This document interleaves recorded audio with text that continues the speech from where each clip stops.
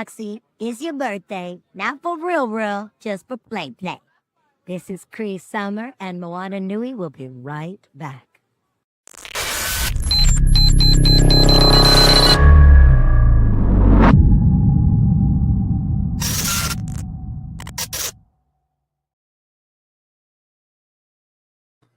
Hey, what's going on, everybody?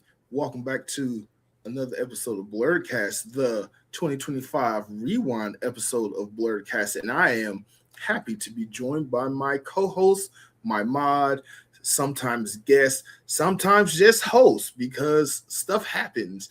Miss Joy Stevens, how are you doing today? I am doing great. Glad to be here. Glad to be able to come and celebrate the end of the year with you. It's been a good year. It's been a good run. I'm happy to have been a part of this new space we have between Moana Nui and Blerdography. It's been great. So, and Yes, for those of you who are wondering, like, why is it just two of y'all? That's never happened before. It didn't happen now. We're holding. This is the end of the year, so we waiting on, we got rotations of people coming through. So don't walk away from the stream. You might miss the person you were tuned in to see. You might miss the best part, your favorite episode, your favorite one-liner quote if you walk away. So stay tuned in with us because this show is about to be hectic. It's going to be great. Yes, this is going to be a very fantastic episode. But before we bring on everybody, before we get into the hoopla of everything, I just want to say I want to have a moment of joy. Just me and Joy. Let's have a moment of joy together. We just finished Anime Week in Atlanta, and oh my God, my boots were knocked off. I was so impressed with you. I was so impressed with Angela. I was so impressed with Kai and all the interviews that we were able to get given the circumstances. You adapted like that. Like you was just like, you know what? I'm with the chaos because you are chaos incarnate, one half of it, and you just roll with it. And I was like, all right, let me just play out to your strengths. I'm going to work you with the business people and do the vendors. I'm going to give Angela all the cosplayers. And it was, oh my God, I'm sitting editing stuff right now. And I'm just like, I cannot wait to show the world what we did this year at Anime Week in Atlanta. Speaking of shameless plug, if you have not already, please, not while we're doing this live, you should watch this live, but after this live, you should treat yourself to the Black Geeks of Anime Week in Atlanta 2025 Cosplaying While Black episode that went live a couple of hours ago earlier today, because I want to give the people, the audience, my fans, all you Black nerds and just nerds in general and cosplayers a gift of just publishing multiple long form contents in the same day. So this is going to be a glorious day. This should happen at Christmas, but you know what? Here we are. We almost at New Year's. One of the best deals come out a few days after Christmas. So, it is what it is. It is. This is the best deal in town right now. I don't always run on CB time, but when I do, I make sure it's worth it. Okay. I don't know. But before we begin, Miss Joy Stevens, you got me a Christmas gift. You got me this book right here. Yes, I did. Rich auntie money. Oh my God. Like the history of us, but then you don't, because so much of it has been like just changing the words, like hero and barbarian and invader, just changing the words somehow just blows your mind opens up your mind, let me say that, on the history of the world. This is one of my favorite Christmas gifts that I've ever gotten. I don't want to say where I'm at because I should be a lot further, but Anime Week in Atlanta happened. But where I'm at made me very angry, and it was like, oh my God, if I ever go to New York City and visit Wall Street, it's a wrap. I don't think I can handle it, because I'm like, how do you honor such a egregious act? But thank you so much. And speaking of gifts, you yourself are a gift. Did you know that? Your presence has been my present all of 2025. Yo, I appreciate that. I really had a lot of fun working with you and hanging out with you and stuff. And it's an honor for me to be involved with all of this. So for you to tell me that I'm a gift, I really appreciate that. It's very special. Like seriously, I think so. Okay, funny story. prior to 2025, a little bit in 2024 and 2023, you're like in the background or like in the foreground of a lot of my videos, and I just didn't know who you were until like the end of 2024. Yeah, all And of those then, Dragon Con photo shoots. yes, All that Queen Charlotte stuff. Yeah, I was up front, that Rogue stuff. Mm-hmm. yes, that was you. Even in the Blerd Geographic episode where they did the first cosplay your way video, you're in the line, and I'm just going by like with my camera, and I'm like, these people really are annoyed with me with my camera in their face, and you just look at me and he's like, yeah, you look very annoyed with me, but we've been close friends since then. Like, what was it? Atlanta Sci-Fi and Fantasy Expo, when you were doing modding for Angela's panel, I was like, I gotta have you on my channel. I gotta find some way to fit you there, because like you eloquently have a command of the Queen's English, or King. You know, I don't like King Charles. The Queen's English. You have such a command. Like her either. But yeah, the colonizer English. I am very well versed in the language of my oppressor. There you go. But like I was like, I gotta put you on.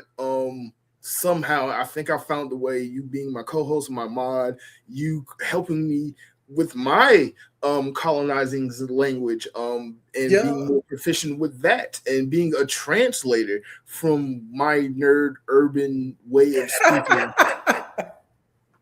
So yes, you have been a joy and a delight, and I just want to thank you so much for being there with me, so much for helping me when I fall, and just helping me succeed, and helping the channel grow so much. You have been one of my biggest supporters in such a short amount of time, and just thank you for being there. You are welcome, first and foremost, and I enjoy doing it. Like, I am here for helping the children's, because I'm matter of fact, we gotta bring some people on soon, because they cutting up in the private studio in the background. Just, I'm watching something about pina coladas and thickening, and it's a mess. But I when I was younger, I thought that my legacy would be like, I would have a bunch of kids and I would raise up these young boys and how to be men and blah blah blah with my husband, and none of that should happen. And so I'm out here single and loaded and auntie level, because I spent 25 years in corporate America with a good corporate job and no kids, no braces, no nothing to spend it on other than taking a trip every now and then. And so now, yeah, oh, you got a Kickstarter here, Kickstarter there, little Cash App over here, little subscription, here, present for you. Because why not? Instead of having my own kids, I have like 30 kids. And so you one of my middle children. Oh my God. You give middle child energy. How do I give middle? I'm only the oldest out of all my siblings, so I don't. Okay, all right, no, all right. Not in our world. Dana is my oldest. Dana's actually she's like the oldest child that helped you raise the other kids, and so like Dana is like the Marsha, and you're too experienced to be the youngest, so you're not the Maknae. But yeah, middle child. You get middle child energy. Like, pay attention to me, which is good. Okay. Let's I'm watching these people cut up in the private chat. Y'all. Wait. Before we bring them on, I just gotta ask you, what was your favorite moment on Blerdography, on Blerdkast, on spending time at a con with me, on the millions of group chats that we are in? What has been your favorite moment? Wow, my favorite moment. You know what? I'm gonna be honest. Of course, I'm gonna be honest. Why do people say that? My favorite moment was when we were doing the Queer Folks in Nerdy Spaces podcast, and we got to talking about like self-esteem, and I think everybody on the screen went in on you. With tough love, but a lot of love. And we were like, you worth so much more. Get your shit together, because you were great. And you were kind of trying to receive it, but it was a little overwhelming. But I think that was my favorite moment, is everybody coming together to lift you up.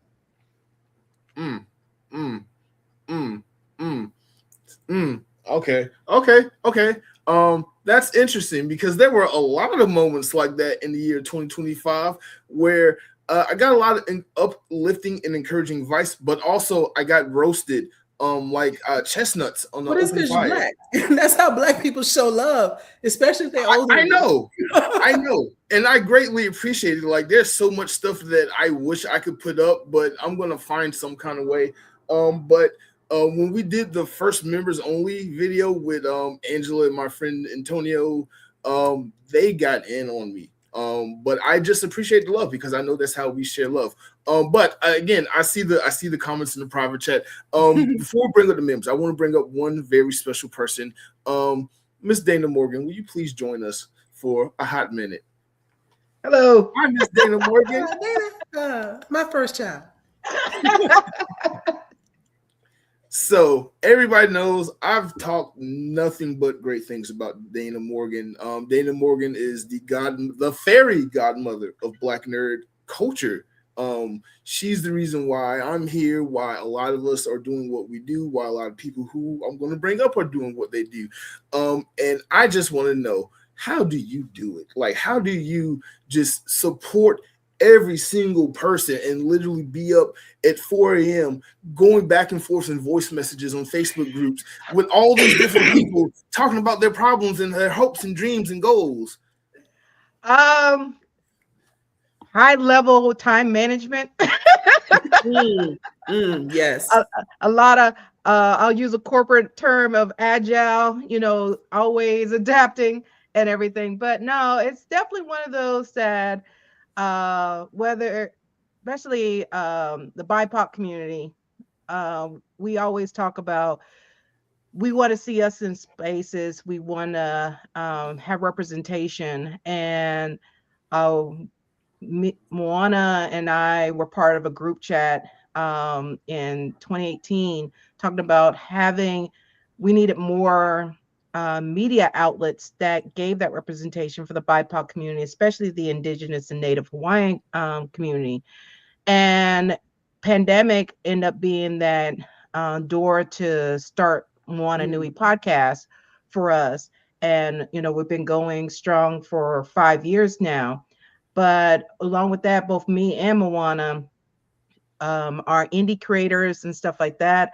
We want to make sure we give that support because everybody constantly talking about they want Marvel, DC, different conventions to, give representation, but we can't we can't expect that from them if we don't have somebody to be that person to make that happen through our indie creators. Right. Having people like Tony Cade and Tanya and so many others that were our architects and creating spaces here in Atlanta in the con space to have that representation.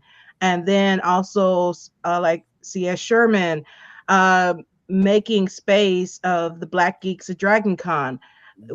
You have to have that one person to be that to light that fire and then let it grow. And if I'm just that person that connect folks and to make things happen, then I'm doing I'm doing what I need to do.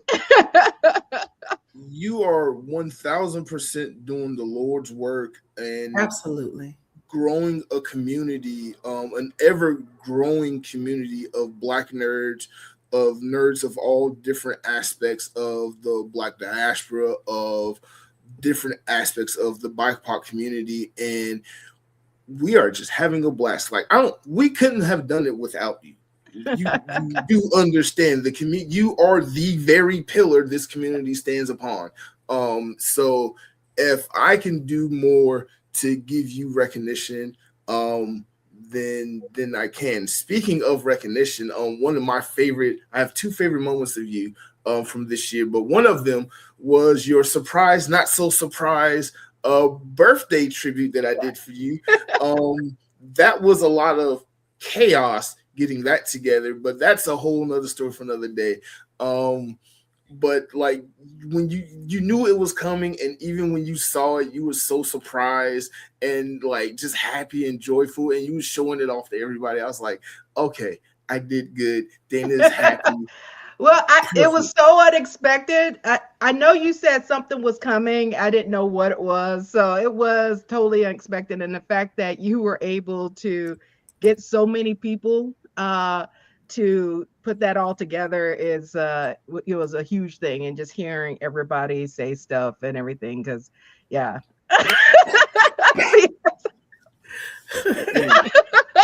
Yes, Chuck Norris does look up to Dana, like, you know, Dana, you the one, you that one. Right. My other favorite moment of you, which kind of happened throughout Obama learned his speeches from Dana. Yep. Yeah.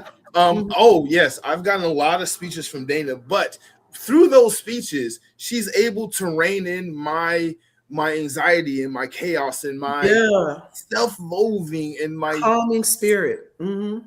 Yes, she's been able to calm me down and collect me together and just like mentally and physically and spiritually help me keep me going. The fact that we're currently doing Blerdkast Live is literally I'm sorry. The comment section has got me choking over here. oh my god. But yes, Dana, you have just reined me in so much and just kept me together when I constantly keep falling apart. And that is one of my favorite things about you. It's not only because you give me that attention, because you literally give every single body else that same level of attention. And I don't know how you do it. Man, time management at its max. So whatever you're doing, keep it up. And like I said, the fact that we're even doing Blerdkast Live is a funny story in itself, because somebody came to me at MomoCon, was like, Dana really loves this In Nerdy Spaces thing. You should go and talk to her. It was Chris Dunn. Right. You got him to talk to me, and I was going to talk to you anyway, but I was like, oh, Dana probably just think I'm so annoying when I'm always coming to her with these ideas and trying to like do something. And no, you're not. We great minds think alike. So it worked out. The In Nerdy Spaces series started from a previous collaboration with Carnell Holly Pictures and Anime Secrets. We did the first episodes toward the end of that, because we were doing videos for Ranger Stop and Pop Atlanta, with it being the last year that we thought at the time. So we wanted to do something to help, promote the con and just get the word out there. And through a bunch of mishaps and whatever else, collaborations, they're fun. But because of that, birthed the In Nerdy series. I came up with the idea because I wanted to give it to Angela, because I was like, hey, you didn't get approved for panels at MomoCon. Let's make a panel series or something where you can just host it and do it. And she was like, no, you should make it a podcast. And I was like, we'll see. And here we are. Yes. We did the first episode with Anime Secrets, and then MomoCon happened. We did a lot of live at MomoCon. Yes. Yeah. We was cranking it out at MomoCon. And here we are. Sometimes twice, sometimes 3 times, sometimes 4 or 5 times a month. Blerdkast has been coming to you every month since May. And I've never been happy. I did not think the series would take off and be what it was, and not only grow my channel, but your channel and everybody's social medias that's been on it. I didn't think, like, I've talked a lot about imposter syndrome in the past, and this show kind of helped me work through that a lot, because talking with everybody, talking with the different guests on different subjects about representation, about being Black in nerdy spaces, whether you're queer, whether you're male, whether you're female, whether you're BIPOC, whether you just want to see what anime character is going to jail, which we're going to get into that too. This has been such a phenomenal thing on the internet. I want to take the words of who said this. It was a past guest. It was Charles McFall. Blerdkast Live is the best nerd cookout on the internet. Word. Yes. Word. It's the best nerd cookout on the internet. And speaking of nerd cookout, it's time to bring up the channel members, because without them, this whole channel would have, I don't know what would have happened. But let's bring up all the channel members. Dana, you're a channel member, so you can stay up. Joy, why don't you stay up? But let's bring up Mouse. Let's bring up Angie and Kai, who's a new channel member, by the way. Thank you, Kai. And everybody else that's a channel member. Why don't y'all come on up? We need to tell Miles to join us again. Oh, yeah. Let me do that. Hi, Kai. Hi.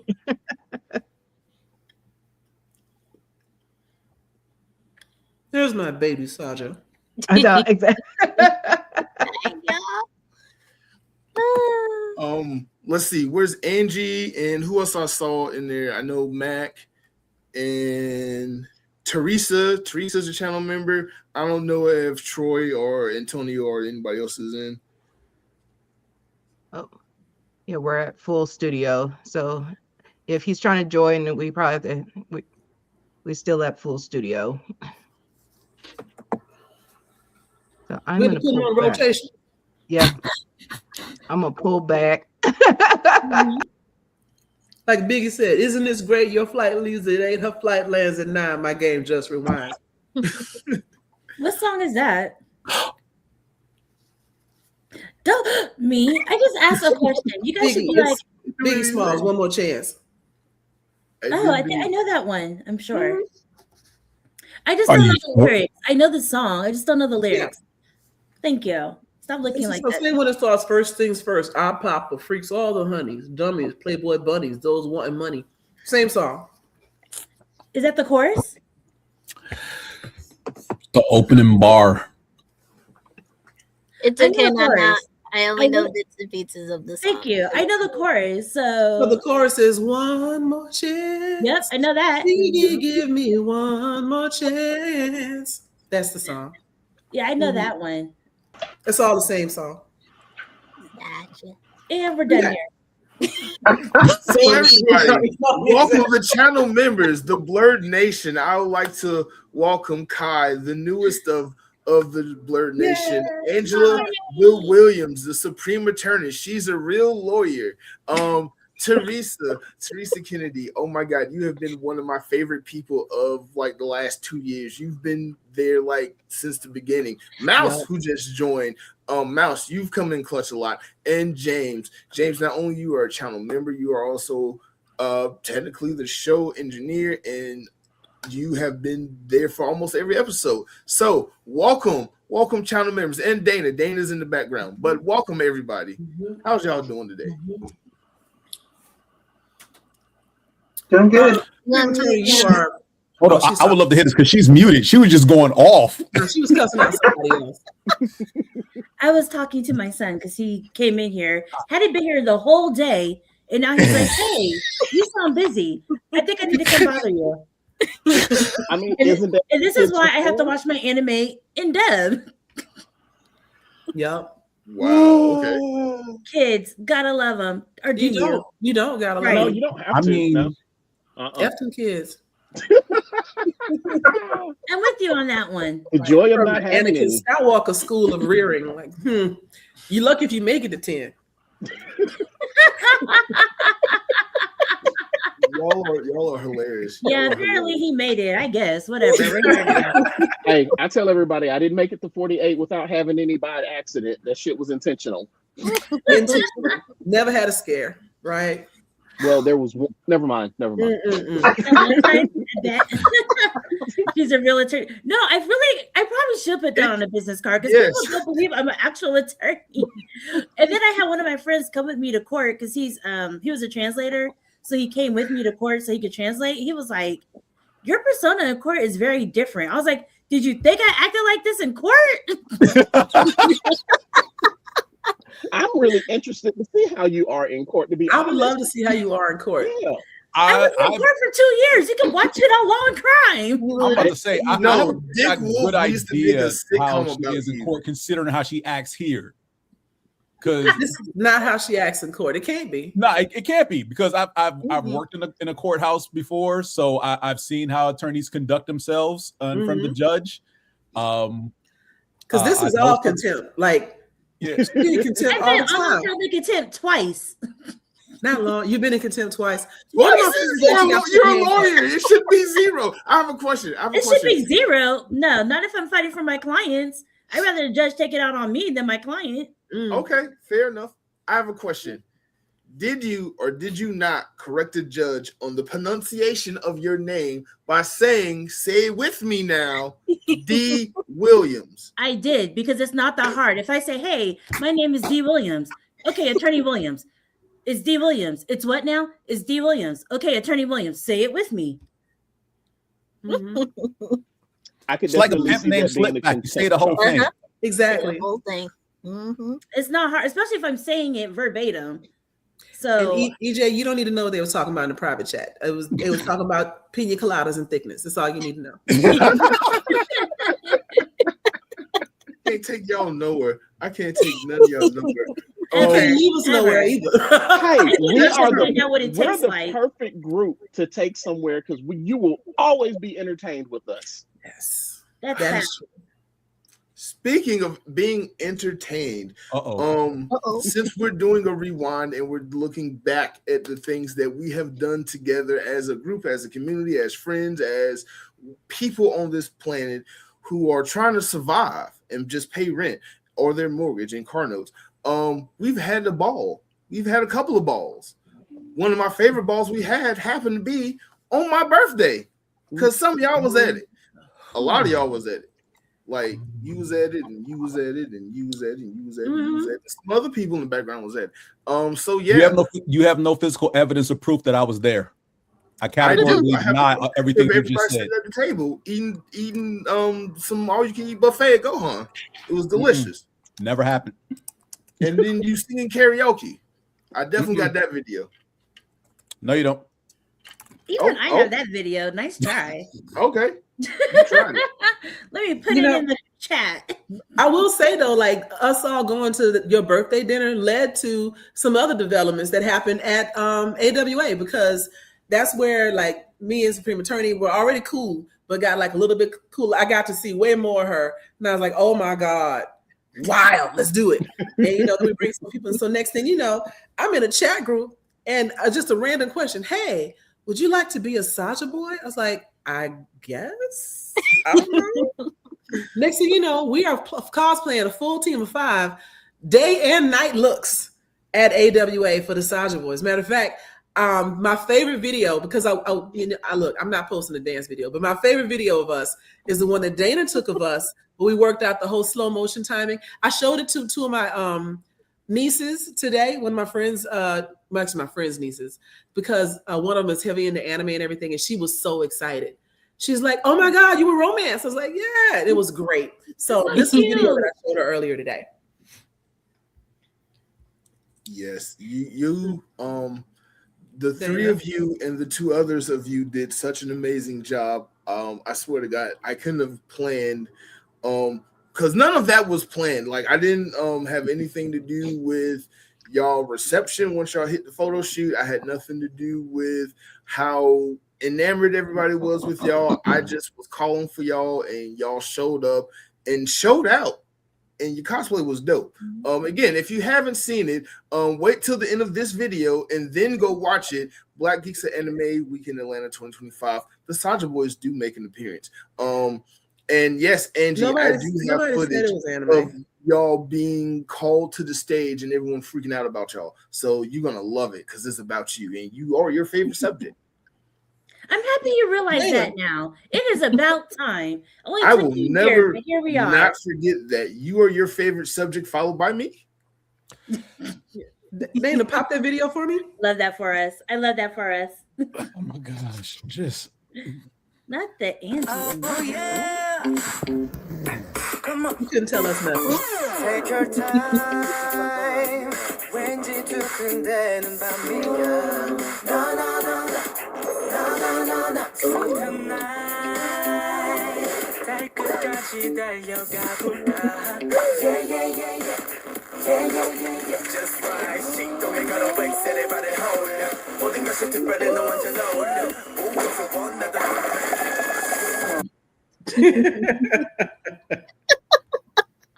Oh goodness. Oh God. That would be the most favorite moment, because we're all like, him toss.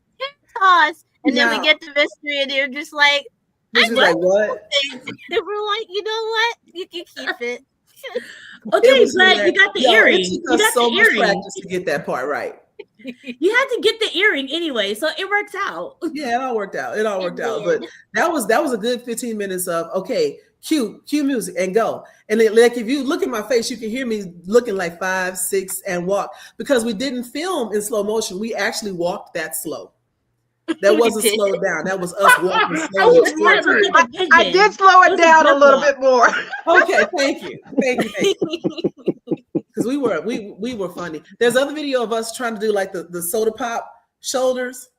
I didn't post that one. I didn't repost that one on purpose. I did. It was fun. I let everybody tag me in it. I just didn't put it up. I was trying to see whose I got phone too many it was choreographers in my blood. when we were doing the run. I was trying to see whose phone that was, but I couldn't remember whose phone we took. It's that on Angela's phone. Oh, okay. I was trying to send it, but they said it was too big. Did you try to send it over Facebook? Yeah, that's where it said it was too big. I was trying to put it in the group chat. Mm. And then I put it in that Google folder.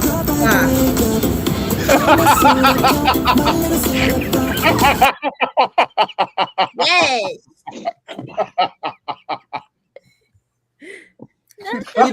We did not practice the choreography in full, so we had to go for just do the shoulders. Just do the shoulders. We And then got I had that part. to No, we got the that shoulders like this. You do it like this, and I'm getting what? No. Now with your waist. No, don't look to the right. Just this. Just this. Start here. I mean, you're welcome for the memory. It's a core memory now. Right? It's a core memory now. Exactly. Thank you, Sia Sherman. Thank you. It was fun. I don't think we have any video of us in the nighttime look, but we also Yes, there is. Oh my God, there is. On the I've seen photos, but I haven't seen video. I didn't know there was on a the video. vlog. Y'all haven't? Okay. Y'all should watch the vlog when y'all. The vlog came out today. The vlog. Yes, the I have vlog an that adult came out job, today. sir. I'm sorry. I have a 9 to 5. Job too. I know. I So have we a 9 weren't to able- 5. I didn't see 9 to anything 5 today. too. Your Did not. job starts at night, sir. That doesn't make any difference. I still It have a makes all grown the job. difference. It makes all the difference. No, it doesn't. That's You wore me out so completely bad today. irrelevant. I had to take a nap. Oh my gosh. I just got back from Houston Saturday sometime. I was so out of it that I lost time. Like I didn't know what day it was today. So I'm glad I'm here. You know, I set my alarm for 7:40. Huh? I set my alarm for 7:40 because I don't want to hear Mark's mouth. I don't want my phone. Where are you? Where are you? I was like, let me just get on this before I get in trouble. I mean, you run on Angie time, so you know. You know what? I'm gonna start saying that. So being proactive was a good thing. Mm-hmm. You know what? Teresa, how you doing? You just been down there so quiet and pleasant and nice. How you doing? Muted. I know. I was trying to unmute. I mean, I'm not a Saja boy, so I was letting y'all have that. You're not a Saja boy, but you have permanently given me an idea I'm taking forward to every single photo shoot I go forward now that I'm calling the King of the Hill shot, where I call upon 40 and up cosplayers and you know people what? wearing geek shirts and nerds to the stage so they can have their moment to shine in all their glory. And you called when you called that, you called the over the hill shot. And that is And I instantly absolutely regretted it when I not said what it. I requested. I did not say anything about over the hill cosplayers. I believe I said more mature, the older even cosplayers. I didn't say anything about over the hill. Mm-hmm. That's why I'm going to rename it to King of the Hill.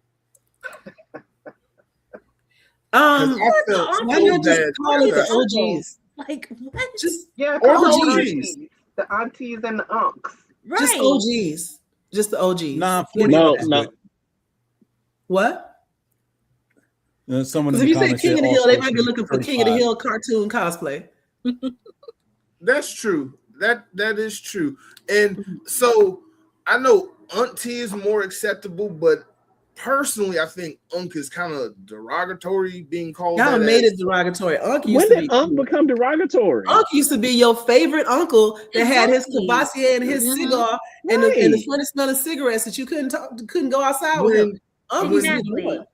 It was When slide you the money YNs when you he wasn't don't know supposed that are to. not related to you start calling Right. you Unk out of I was it just goes somewhere left. So It's I rooted in never it's liked rooted in being white called Unk. supremacy.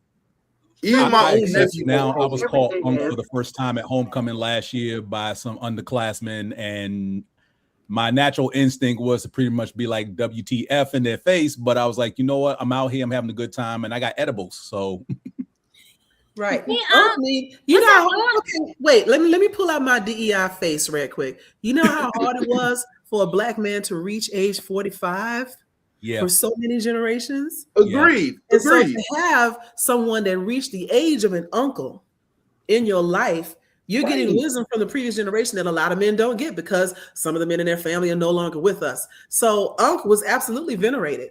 And in a cookout setting, Unc is on the grill, right? Unc got the Jesus sandals on and he's, cutting up the fruit or whatever. But the idea that Unc is bad is only because we tie so much to beauty standards and being young. Nobody wants to be old. And uncle and auntie are old. That's why so many people are like, I'm not an auntie. Girl, you're 47.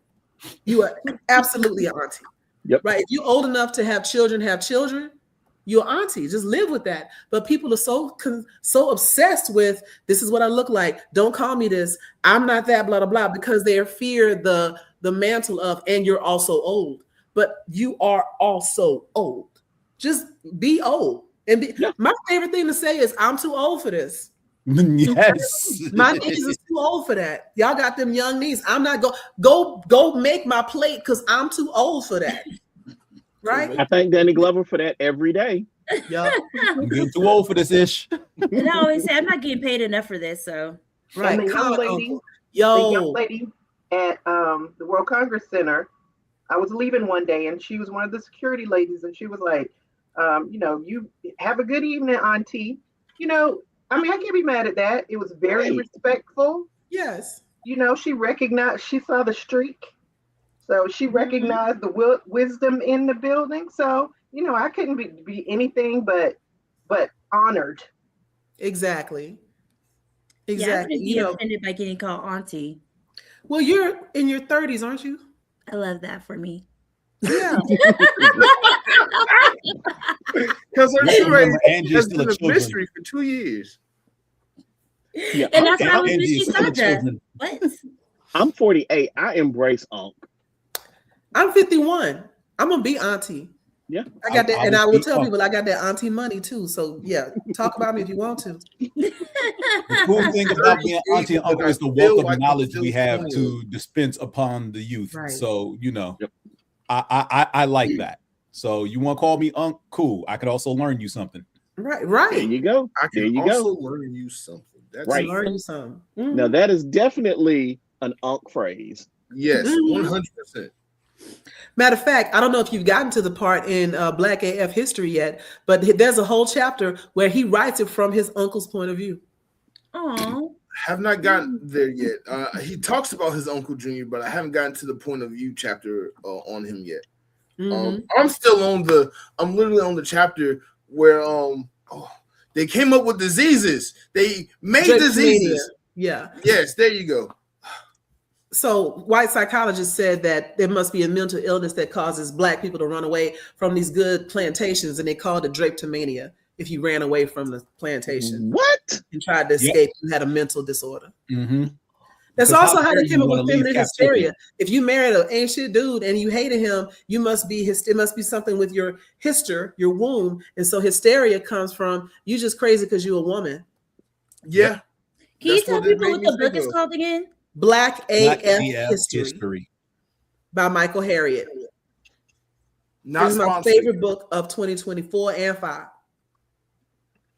5 and 6 here. Because I'm going into New Year reading this. It's definitely and read it so you can read it at your own pace. I preferred it over I prefer it over Kindle because he has footnotes. He's annotated everything. Nothing he says is not 100% receipted. And so he'll have footnotes and you can click it and go right to the footnotes and the citations in the back. But all the citations are in the back of the book as well. So you can still do the same thing. Mhm. The footnotes have been some of the hilarious parts of it. No, wait. My favorite part of this book, because I've been reading it while I'm at work, is when white people come into work and they see me reading it, and then they're like, "Oh, what are you reading?" And they see the cover, and then they just get quiet and back off. That has been my favorite part of reading this book. You start taking that with me to court. So are you saying it's a repellent? Yes, because it's unapologetically black, and I Oh, of will course. read this unapologetically. I'm just because somebody like one of my black coworkers was like, "Hey, that's a good book, but maybe you should take the cover off so you don't offend anyone." And I was like, "Never. I will glue it to the book cover and ruin the book. This will never leave the book. I want everyone to know what I'm reading." Because that book is a nice little 2-finger salute to all of them. 2 fingers. Oh my god. Oh my god. Haiti. one on I each feel hand. so bad for Haiti. Let's bring up our next guest, Miss Renee Cooper. Renee.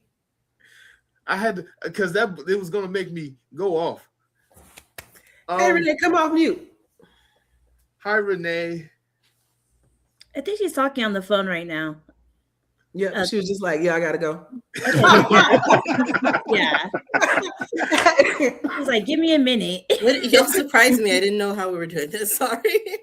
I'm so sorry. I thought I would put a message in the group chat saying you're coming up next, but I had to bring you up because I was going to rage about America and that book that's been awakening me. But since you are new, you are a first time guest to the show. Why don't you introduce yourself and tell everybody what is it that you do on this beautiful planet we call Earth?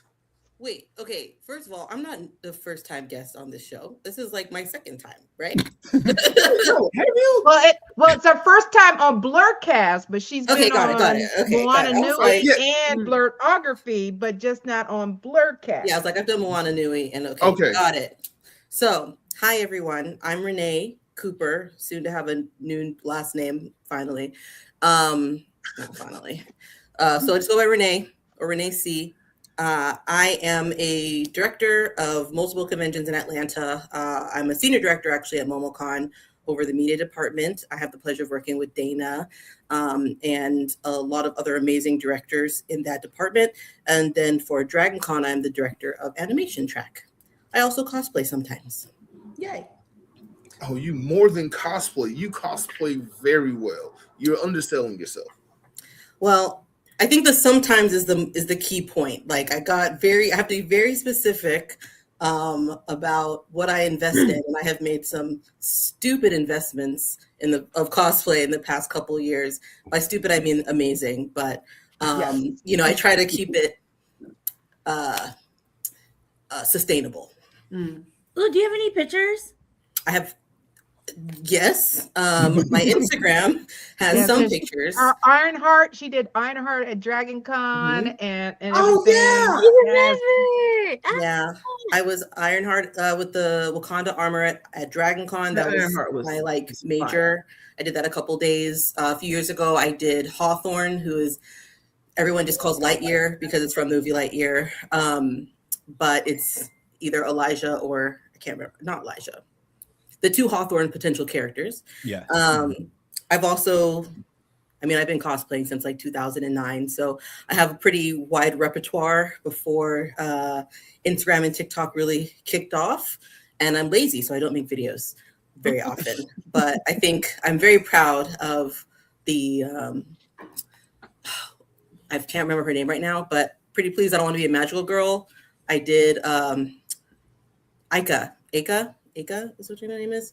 And I just was really happy to see that there's more like representation of Black people in American and like local animation. So I try to tap into those.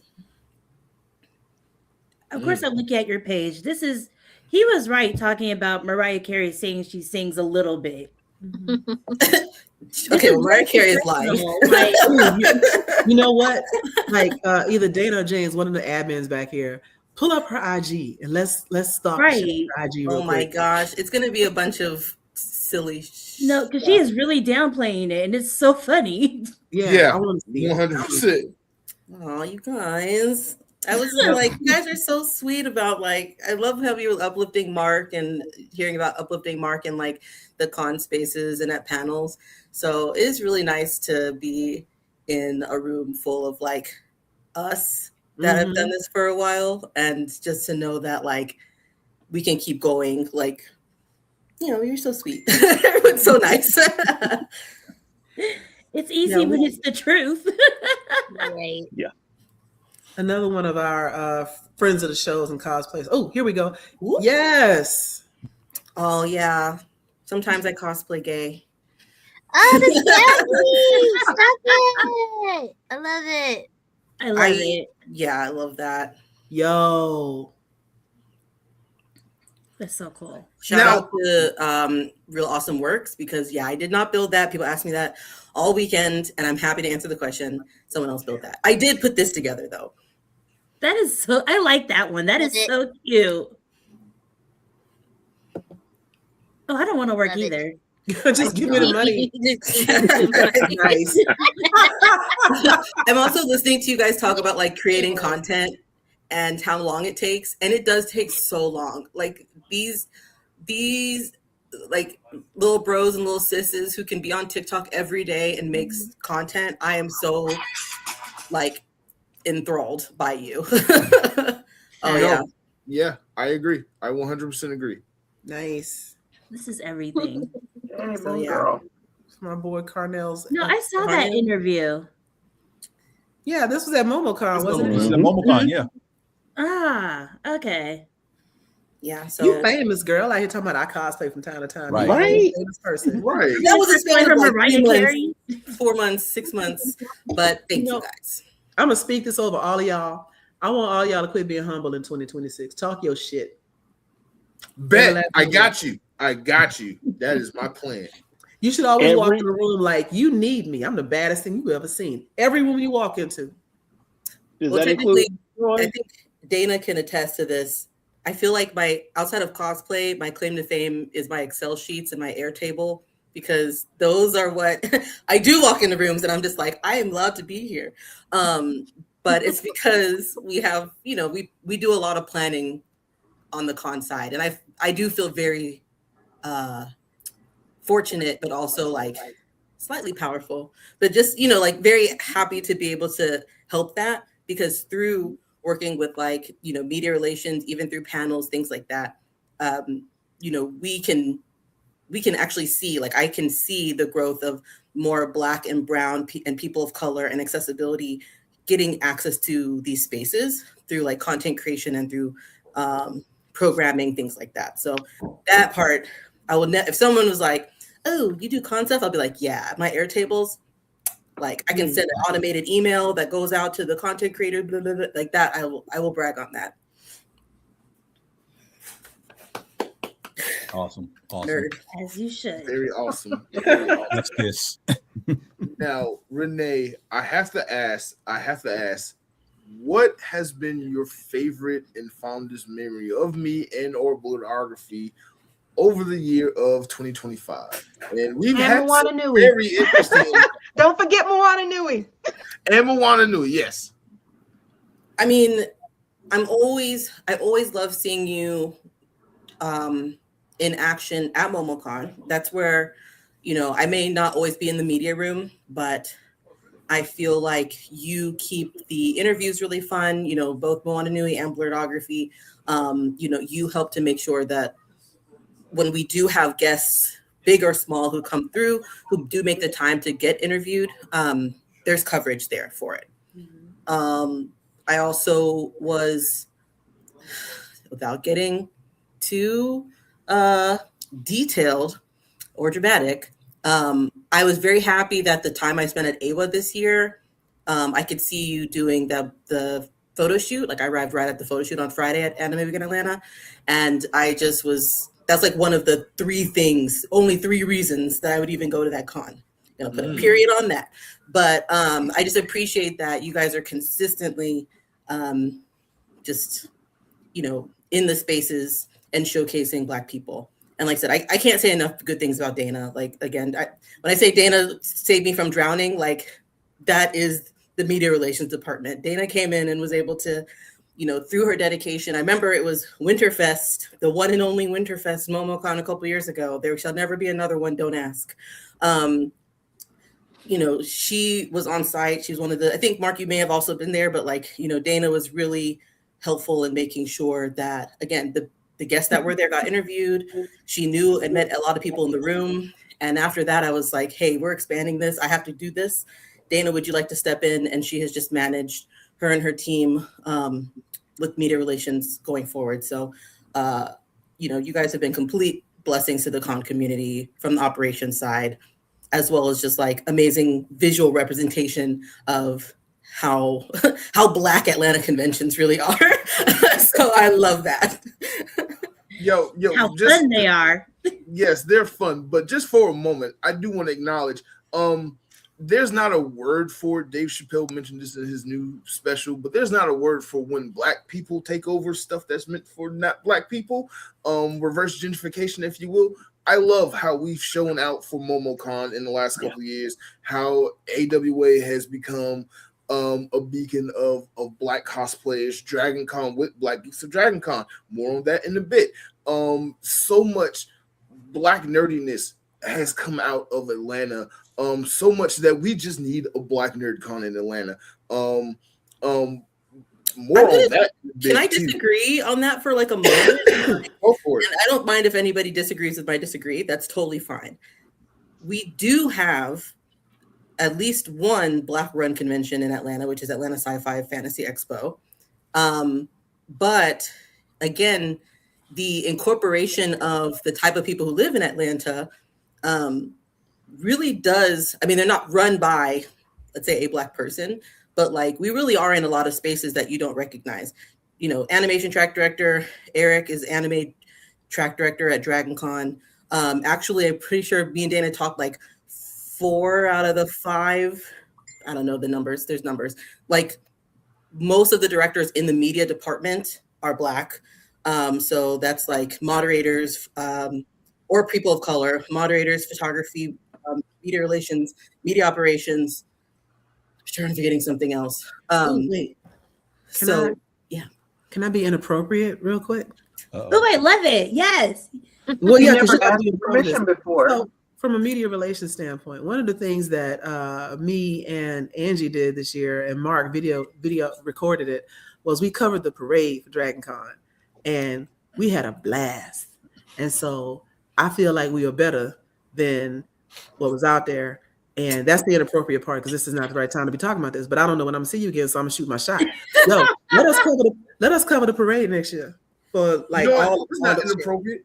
It's not inappropriate at all, because even the comments in the video have said that y'all were better than the actual Dragon Con TV coverage and their correspondents, hands down.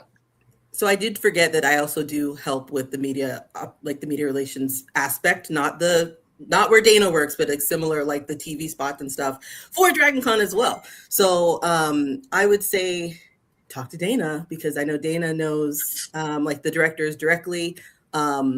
If I had control over it, I would let anyone cover. I know there is coverage that can be done there, but volunteering is the first step to like getting kind of being able to do that. However, it does take time. And if you can come through as a content creator, you do have a lot more like freedom to go kind of wherever you want. So I don't know, if you look at a lot of conventions, sorry, I'll say this and then I'll shut up. But if you look at a lot of conventions and you look at the content that they put out, it kind of grows over time, because not everybody is so quick to do social media first, like from the con side. But the reason that media and content creators and social media influencers are so important is because their accounts are the ones getting like the millions of views. So while you may not be specifically working with Dragon Con TV, if you search Dragon Con Parade 2025 and you've posted on YouTube, somewhere searchable, things like that, it's very likely that your content comes up even before Dragon Con's official content. So I would say lean into making sure you're applying early for those lists, like to get those passes and things, being early, getting a good place on site so that your content could be the ones that are like number one. Cause look, Google, search YouTube, DragonCon parade, DragonCon 2021, DragonCon 2026, 2016, whatever. And it's always like cosplay music videos, parade videos, things like that. And now it's becoming more like influencers, cosplayers, and all that aspect. So you could beat out numbers. Here's my plan. And we can say that we created this, and I let it be we, because again, rich auntie, I like to give to the community. We created on this night this new idea, because I know that Mark, you wanted to have me and Angie do like our thing on your platform as the Chaos Twins, if you will. If we start hashtagging all the stuff we do Chaos Twins, we'll have a following by the time we get to DragonCon, and then the Chaos Twins covered the parade will be a whole thing. So that's the plan. It starts now. Let's get on that. Bet. And Renee, I'm gonna definitely pick your brain after the show, since you run an animation track, because I have some ideas for a panel after dark, because adults watch anime too. Yep. Yes. Again, animation. Yep. I can tell you who does anime, but we absolutely but we use the same form that I created. We use the same programming form. So once I get that done, I'd love to talk to you. Like, you can talk to me whenever, and I will send that over to you so we can kind of like add that to our schedules. Because we always do more content. I also wanted to pick out, like, I saw that you put the comment, you said K-pop Demon Hunters is not anime. Oh, and it's not. Like, I know you just said your niece liked anime, and I was like, I had a PTSD from because I realized too late that did fall under animation track. And when I tried to make the panel, all chaos broke loose because I had to tell little girls that they could not make it into this panel room because it was too small. So I was just having like little flashbacks, World War II style, to that being my responsibility. Next year, it won't happen that way. But this year, it was a little chaotic. So there, had a great time. But anime track was just like, we don't care. Shout out to them. We actually used that room because it had like 30 more seats in it. But I was just like, it was because you mentioned your niece or something. Like, she's legit in the anime. Like, we were talking Sword Art Online earlier today. So and she reads all the manga. She's on book 8 of One Piece. I don't even know what that timeline looks like. So I think there are 100 books. Oh, higher. Yeah. So I told her I wasn't going to join her on that journey, and she could do that by herself. Mm-hmm. I mean, the fact that the creator just announced that they just finished season 1 of One Piece, only season 1. Oh my God, are you serious? I think he's trolling, because I think he does that to mess with people. Ain't no way. It is a test of endurance. It is absolutely a test of endurance. I mean, if you I just started it. Make you through retirement. No, it's in the digital track. Oh, that's a good question. But could it be in the anime track also? We'll find out next year. Where's that panel? What room? Right. Before we go on, I just got to share my favorite memory of Renee from 2025. Actually, I have 2 of them. One of them is very funny to me because it happens every year. So I see you sometimes at MomoCon, but most of the time you are like a blur. Like, you'll photo or video bomb me and then you'll disappear because you're just so busy. And I will never see you until I'm editing MomoCon videos. I was like, oh, that's Renee, who just came in and then flew off somewhere. That's you. And then my other memory, and this is an embarrassment on me. So I suffer from cosplay blindness. It's a disease where you don't know who people are when they switch cosplay and clothes and stuff, and you're overwhelmed. And I came up to Renee and we was talking, and she was with Mr. Montreal, Navy Montel, and we was all just talking, and she was like, Mark, that was me in that cosplay. And I just like, oh my God, like, I swear to God, I need to get better. I have a disease. I swear to God, it's like reverse Superman blindness or something. Totally different person right now to Mark. I just want y'all to know that. James left. I'm Miles. It happened with me and Joy. I was literally at AWA and I was like taking pictures and video, and then like I talked to Joy the day before on like Messenger, and then just totally, did not recognize. Yeah, like when I posted my stuff on IG, she goes, "That was you?" I was like, "Yeah." That's most of my responses on Instagram. That was you. I saw. So it's okay that happens, because we be rocking different contacts and color hair and different things. So no, it's bad. It's not as bad as when I went up to Dana Morgan at AWA 2022 and asked her where Dana Morgan was, and she looked at me very confusedly. Wait, because you were probably there too. So yeah, I have a problem. It's because you only see us through email. You can't tell, like, we don't have our names. I mean, they are on our badges sometimes, but sometimes they're not. So, it's you don't go give him by an your excuse. Don't give him an excuse. Don't do that. Don't do that. Because there are people who I volunteer with year after year, and I'm like, who is that? I don't know who that is. I know something about workshops. Like, that's how I know people. So, and they don't cosplay. They just exist. So you're okay. But I love those. Thank you. So next year at Dragon Con, when I come up to you and I just refer to you in cosplay, you know why. Yes. I don't know who you are. Did you know I was at the that sing-along panel? Did you? Oh, yeah. Well, I knew who you were then. Because I was like, oh, you look like Renee. It's Renee. And I'm like, okay, obviously, if it looks like Renee, it's Renee. Like, just you look like Renee. You don't have to say everything that comes to your head. Because you're Renee. Oh my God. I swear it's okay to just be like, you know what? I'm gonna say the quiet part in my head, and I'm not gonna put it out there. No, say the quiet part out loud. Oh, you're coming up next, Miss Tanya Woods, because okay, that's a funny story too.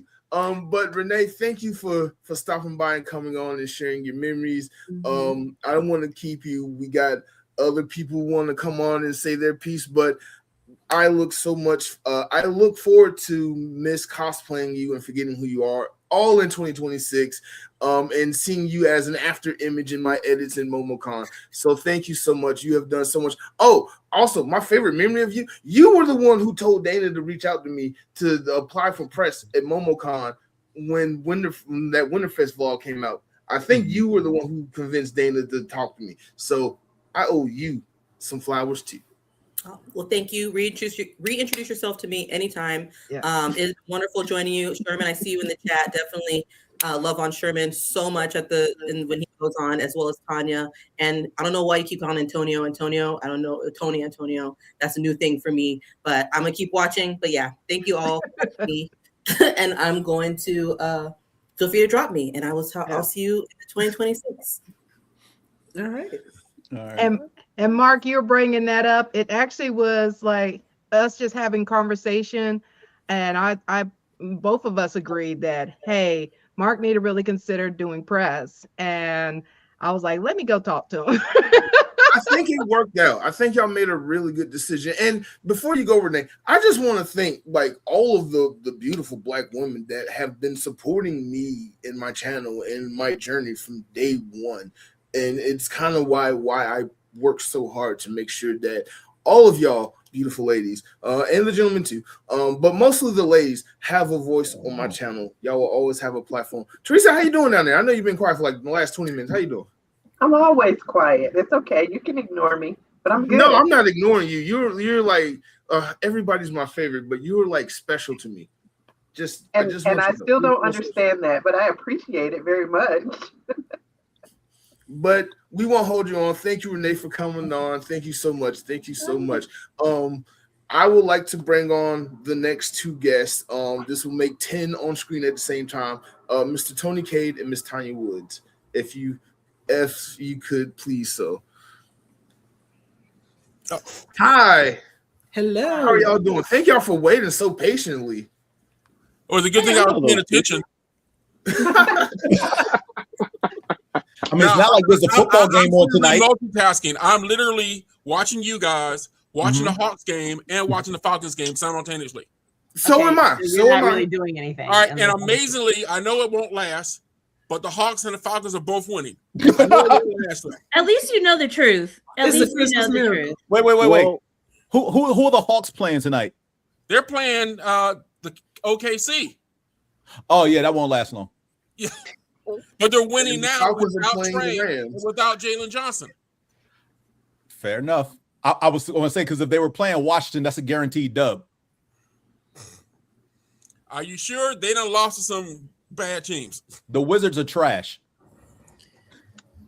James, this is not a sports channel. I know. I'm just. I was about to say. Stay on Hey, top there of is Don't you got a nothing show? wrong with being a versatile nerd, True. Okay. He's gonna give you stats. especially black nerd. We can play sports, we can watch sports, and we can pull women. All right, there is something special about the black nerd, and y'all need to appreciate it. I'm pretty sure somebody who played D&D and loved sports came up with fantasy football. That sounds right. That tracks. Because that's all fantasy sports is. D&D for people who love sports. See, that's a prime I'm old moment. I do not get sports anime. Somebody mentioned that in the chat, and I don't get it. What Like sports? I'm very niche. much a big bot kind of a girl, and whenever Hey. I see Oh, people talking about Giant romantic Mecha The Rules. way I had a crush on the sports dude from anime, Big I O am back in the day. yo, Giant Big was O first was love the anime. shit. I'm so mad that it didn't last longer. All of that is a metaphor. But anyway, So I will say this, and I will promise I won't talk about sports for the rest of the show. Sports anime is good for learning about the particular sport in the anime. So if you're ever curious, so if you've never watched a sport, football, basketball, volleyball, swimming, golf, tennis, whatever it may be, there's an anime for literally all of those sports, and they will teach you the game as you're watching the anime. So aside from the plot, you're also learning something. I never paid attention to the rules. I'm not gonna lie. I'll just have to rewatch everything again. yeah, So, I like I mean, that. I know a couple of titles for each sport. So But Eureka 7, I don't remember there being any sports, and maybe I just been so long since I watched. Eureka 7 is not a sports anime. They Yeah, I thought play that was a some big games. deal. They play some sports games in the anime, but it's In the not anime, yeah, but it's not a sports throughout. themed. Okay, Yeah, it's not a 'cause sports I remember themed there anime. being some weird, like, I don't know, angels and floaty things. Mhm. The weird. No, that was the first one that I was like, what? Yeah, no, That's the Eureka 7 that I watched the like basketball. 20 years Yeah, ago. even though it's spelled Eureka, but yeah, that's a whole nother thing. Well, See, I they never said Eureka. You gotta represent. You gotta respect that. I don't know. I think I know. Yuri on Ice, though, I think that love was fueled by fanfic. I said, what Someone's saw fanfic is Yuri Yuri on on Ice. I Oh, never saw it someone? because I thought it was actually Yuri. Someone? Somebody Have you told me been it was on Yuri. AO3? It's not just someone's, it's someone's. Holy crap! I have not was fully wrong watched with it. Yuri on Ice in its totality. I have seen episodes here and there because other people I know like it. Wait, Yuri on he's got Ice. the clippy. Wait, you have Martial to show arts some is sports a anime? sport. Okay, Oh, sure, yeah, yes. martial arts. Okay, I will accept that. I just learned what that word was during AWA. You're What's that? welcome. Yaoi. Oh, yeah. Oh. Yeah. It's my favorite genre. I am not surprised by that. Yaoi paddles. And what's funny is for the first time I saw it somewhere else. Somebody was joking around about the stray kids. Somebody's like, "Yeah, boom, right in the yaoi," and I was like, "That tracks." Yep. No, ATs too. Oh my god. Baby kissing on each other so hard. It's It's ridiculous. so hard. To be a statini is not for the weak. Not for the week. Nope. It's fun though. But I promise I'm not going to derail this. I had to balance out the sports with some K-pop, but now we're back in the middle with. No, we're not. No, we're not. Oh, your little wolf chan is cute. Oh my god, thank you. See, now y'all are just messing up over there. Hey, but y'all started talking about sports, so we had to. Oi, oi, oi! I'm done. I said my piece. I'm done. All right. Wait, okay. the man, All right. the man show. Let's bring it back on track. Women like sports too. I just don't, unless No, it's no, too no, no. deep. Oi. That's from the man. Does anybody else remember the man show? Yes, I do remember Yes. the man show. Okay. This is from Stray Kids. Oi, oi, oi! Like what? No, what? So since you don't watch sports, you don't know that a whole lot of people say Aussie, Aussie, Aussie, oi, oi, oi. It has Oi, oi. nothing to do with Stray Kids, but it's because Bang Chan and Felix are from Australia. That oi, oi, oi is a sports thing that Stray Kids also does because they're Australian. I like the Stray Kids version. Okay. Word. I already knew where that was going. Mm-hmm. Oh my God, right? Felix's voice is Felix's everything. voice is bae. I think I should start buying Louis Vuitton because of him. No. Okay. Stop that right now. Anyway, so we were going two guests down there. We were going through talking about people's favorite moments. And Tony, you're in the middle of so many things, and you are a hub of so many things. And so I'm not even going to before you go too much farther, after reading all of the stuff over here in the private chat, I now feel that I need to be spoken to as Elder Tony. Elder Tony. Yes. I think you forget that I've known you for a very, very, very, very, very long time, and you've always demanded you get yourself titles. So I love a good title. Okay, new. Elder Tony. So are Elder and OG the same? No. Elder and OG could be brothers. Like the elder is the one that you go to for like knowledge and wisdom and understanding, and the OG is the one that you go to the trunk with during Thanksgiving. Got you. Yeah. Just call me ma'am. Yeah. Oh my God. I'm gonna call you lady. Call me Lady Angie. Oh my God. What? I almost want let the Sharingan do its thing. I want to back out of this broadcast so that Sherman can get up in here because he is cutting up in the comments. Sherman's awful. He'll act like everything is cool and that he's just all calm, all professional, and then he'll just slide in random stuff. Mm-hmm.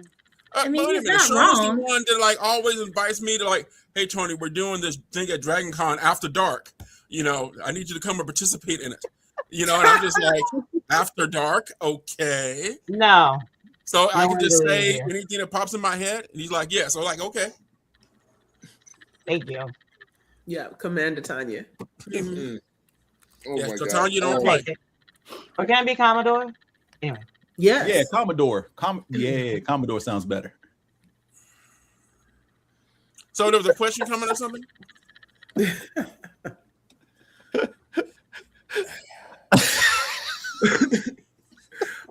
Okay, all right. Atlanta Sci-Fi and Fantasy Expo, everybody. Tony Cade, thank you so much for revising your long lost con. Round of applause. Not long lost, but the Atlanta Sci-Fi and Fantasy Expo, now at North Lake Mall. You brought it back in 2025 when we had a blast. You had so many vendors and guests. I was there, Dana was there, Joey was there, Angie was there. Let's talk about it. How was that for you? Because you're doing it again next year. So obviously it had to be a success. Well, I don't know about it being a success, but we're bringing it back. But no, and my thing is like, we've had as many as 60 vendors.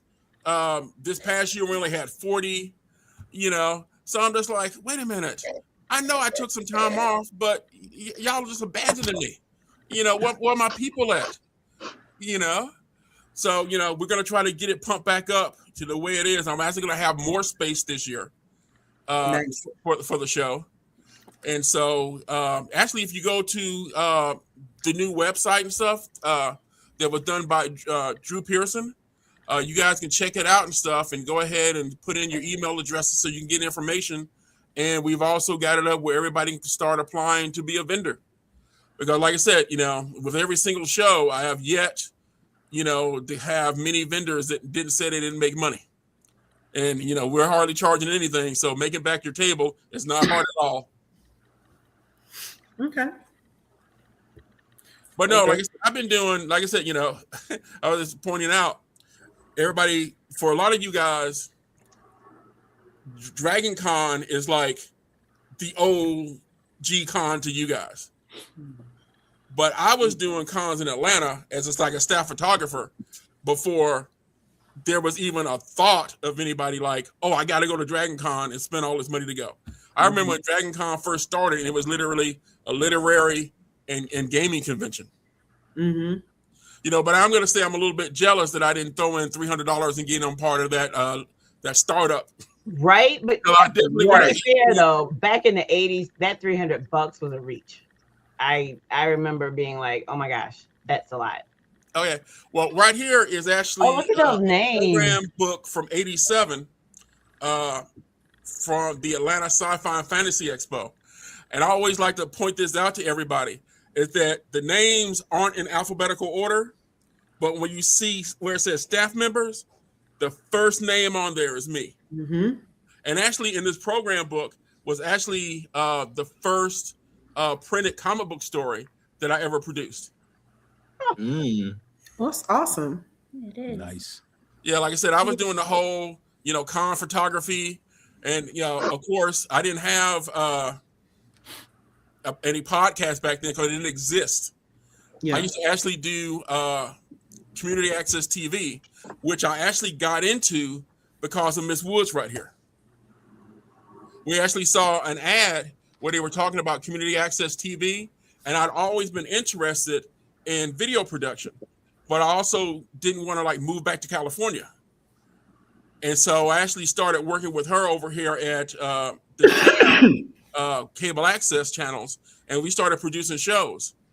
And so my show was Sci-Fi Atlanta, and I actually went around to all the different conventions interviewing guests way back in the day. We had to do editing with 3/4 beta tapes. Yeah. What is a beta tape? What is it? I feel like you're trolling right now. I really feel like you're trolling. I know what a VHS is. I don't know. But So 3/4 inch tape is literally 3/4 inch tape. The tape was about twice the size of a VHS tape, the 3/4 tape, and then beta tape was the one that came after, and it was like an 8mm format. And it was actually a little bit better quality. Yeah. But the reason that VHS took over the market is because that's what they use for porn. Same reason that Blu-ray beat out DVD, Laserdisc or whatever. HD DVD. HD DVD. Yep. Whichever way porn goes, that ends up being the most mass produced, and so it ends up taking over the market. Yeah, community in access a was a good roundabout time, though. I way, met a lot of people there. in a roundabout way, you can say that the porn industry has helped PlayStation become what it was today, because PlayStation always happened to pick the same format that the porn industry did, and so Wow. Smart. It was And smarter they say than sex sells. But no, I was actually doing the show, and unfortunately or fortunately, I actually stopped doing the show to open up my comic book shop. And Tanya went on to do a whole bunch of production stuff. She got to do music videos and be on different shows and travel Couple of bad around. movies. Yeah.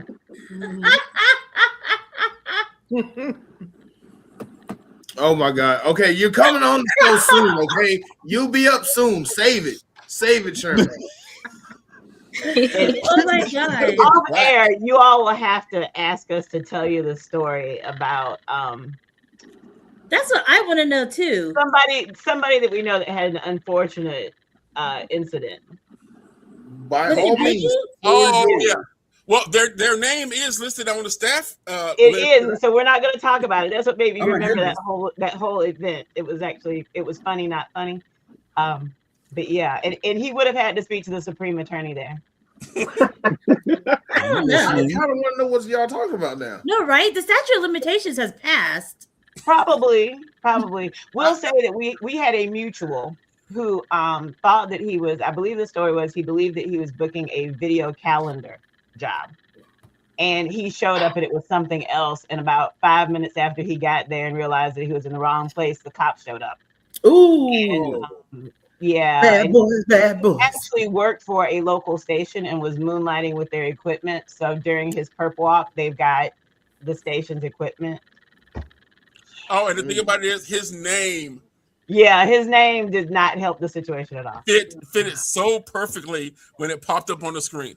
Okay, put up the program again. I'm see if I can get we don't want to mess up his life now. Okay, we'll leave his life alone. Oh, is he still alive? Okay. His name would happen to be Richard Johnson, and he just went by a nickname for short, did he? Close. Close. I bet I know which name it was. Because you were reading, yeah. That's hilarious. I can't wait to watch this back. Yeah. I'm gonna pause it and look for that name. It was an event.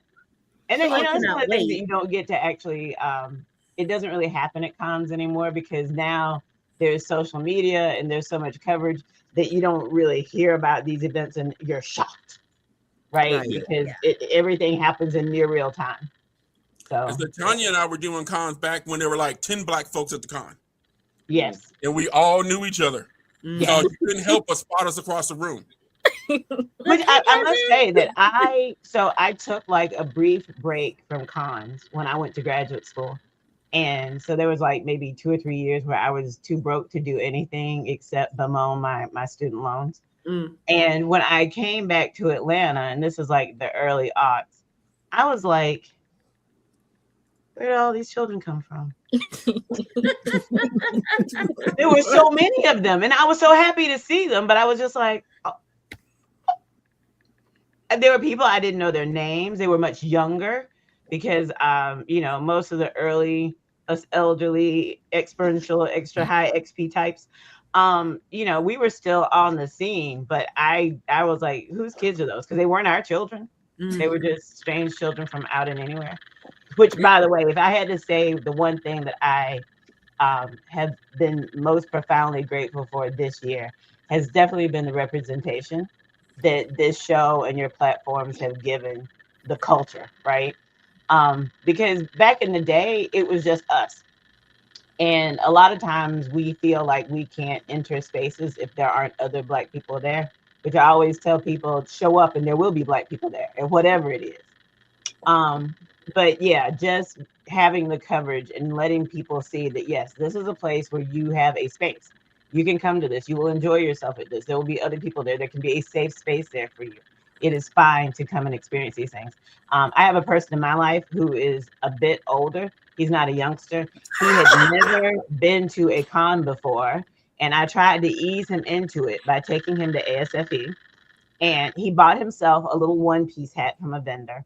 And when Dragon Con came around, I was like, hey, do you want to come to Dragon Con? And he was like, oh, I've seen it, but I don't really, but I was like, I have a badge because somebody had bailed on me and I was holding a badge. I was like, dude, come on and come. He came and I was trying to prep him. I was like, you know, go through the app, pick a bunch of stuff, try to get to whatever is closest to you when you look down and realize that it's time, but don't be pressed if you miss something. And I was like, you know, just come and have a good time. I saw him for a few minutes the first day. Then he told me he had gone home to buy a tablet because his phone wasn't holding enough photos. And now my guy is like, I'm getting a hotel room. You're going to help me with my cosplay. He was like, I don't really have a cosplay. He got there and he was like, everybody has on a costume. And I was like, well, not everybody. There's plenty of jeans and t-shirt people. And he was like, yeah, but I want a costume. I was like, did you not buy that one-piece hat? Do you not own a red t-shirt? Right. But he had a blast. And I love seeing that. And, you know, things like this platform that allows people to look inside, to take a small peek and be like, wait a minute, there are people like me that are there. There are people like me that have similar interests. And so that's what I have been most grateful for all of you. And I thank you so much for all that you do. Because I got to tell you, I had cut back on my con going. I ramped it up this year, always accidentally. I'd be like, I'm not going. Anime Week in Atlanta, I'm not going. Friday rolls around, a friend of mine is like, you're coming, right? And I was like, well, I guess. But everywhere I showed up, you guys were always there. You had your cameras, you were interviewing people. You were making sure that those stories were being told. Because sometimes even when we are in the room, even when we have a great product, like I saw you guys at the Indie Showcase at DreamHack, and I saw who you were talking to, and that's important. That's important because that's another one of those spaces where we are there, but people don't know that. So I very much commend you for all of your hard work in showing up, because that's what it's really about. People talk a lot. And I know that Mark has heard me say this. I don't like people that talk a lot. I like doers. I'd much rather you do and don't say a word to me than you just endlessly yap and nothing is happening. Thank you on that. You know, we have James and I have another friend that I guess stumbled into cosplay. He was dead set when we first met him. He's a friend of ours named Fred. That is his name. His name is Fred, but I call him Fred. You have to say it like that, Fred. And I will say, Fred, this is after dark, right? Fred is a pretty motherfucker. Like, it's annoying. He's annoyingly pretty. And he thought he was above cosplaying, but he wanted to come to support, you know, hang out for a bit. He's like, I'm not a nerd, I'm just nerd adjacent. But as we were going through, he saw a Mandalorian helmet that he wanted. Oh, there's your first purchase. The slippery slope begins. And so he was like, well, you know, I'm not gonna get all that gear and everything, but we're like, there's a Mandalorian photo shoot. He's like, oh, well, I can't just wear the helmet. I was like, and so then he likes to wear suits. So he became the business Mandalorian. I love it.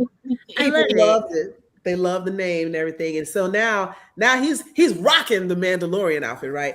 I had tried to get him to cosplay as the Duke from Bridgerton because, again, pretty motherfucker. He didn't want to do it, blah, blah, blah, blah. But when he saw how much love I was getting as Queen Charlotte, next year, guess who was the Duke?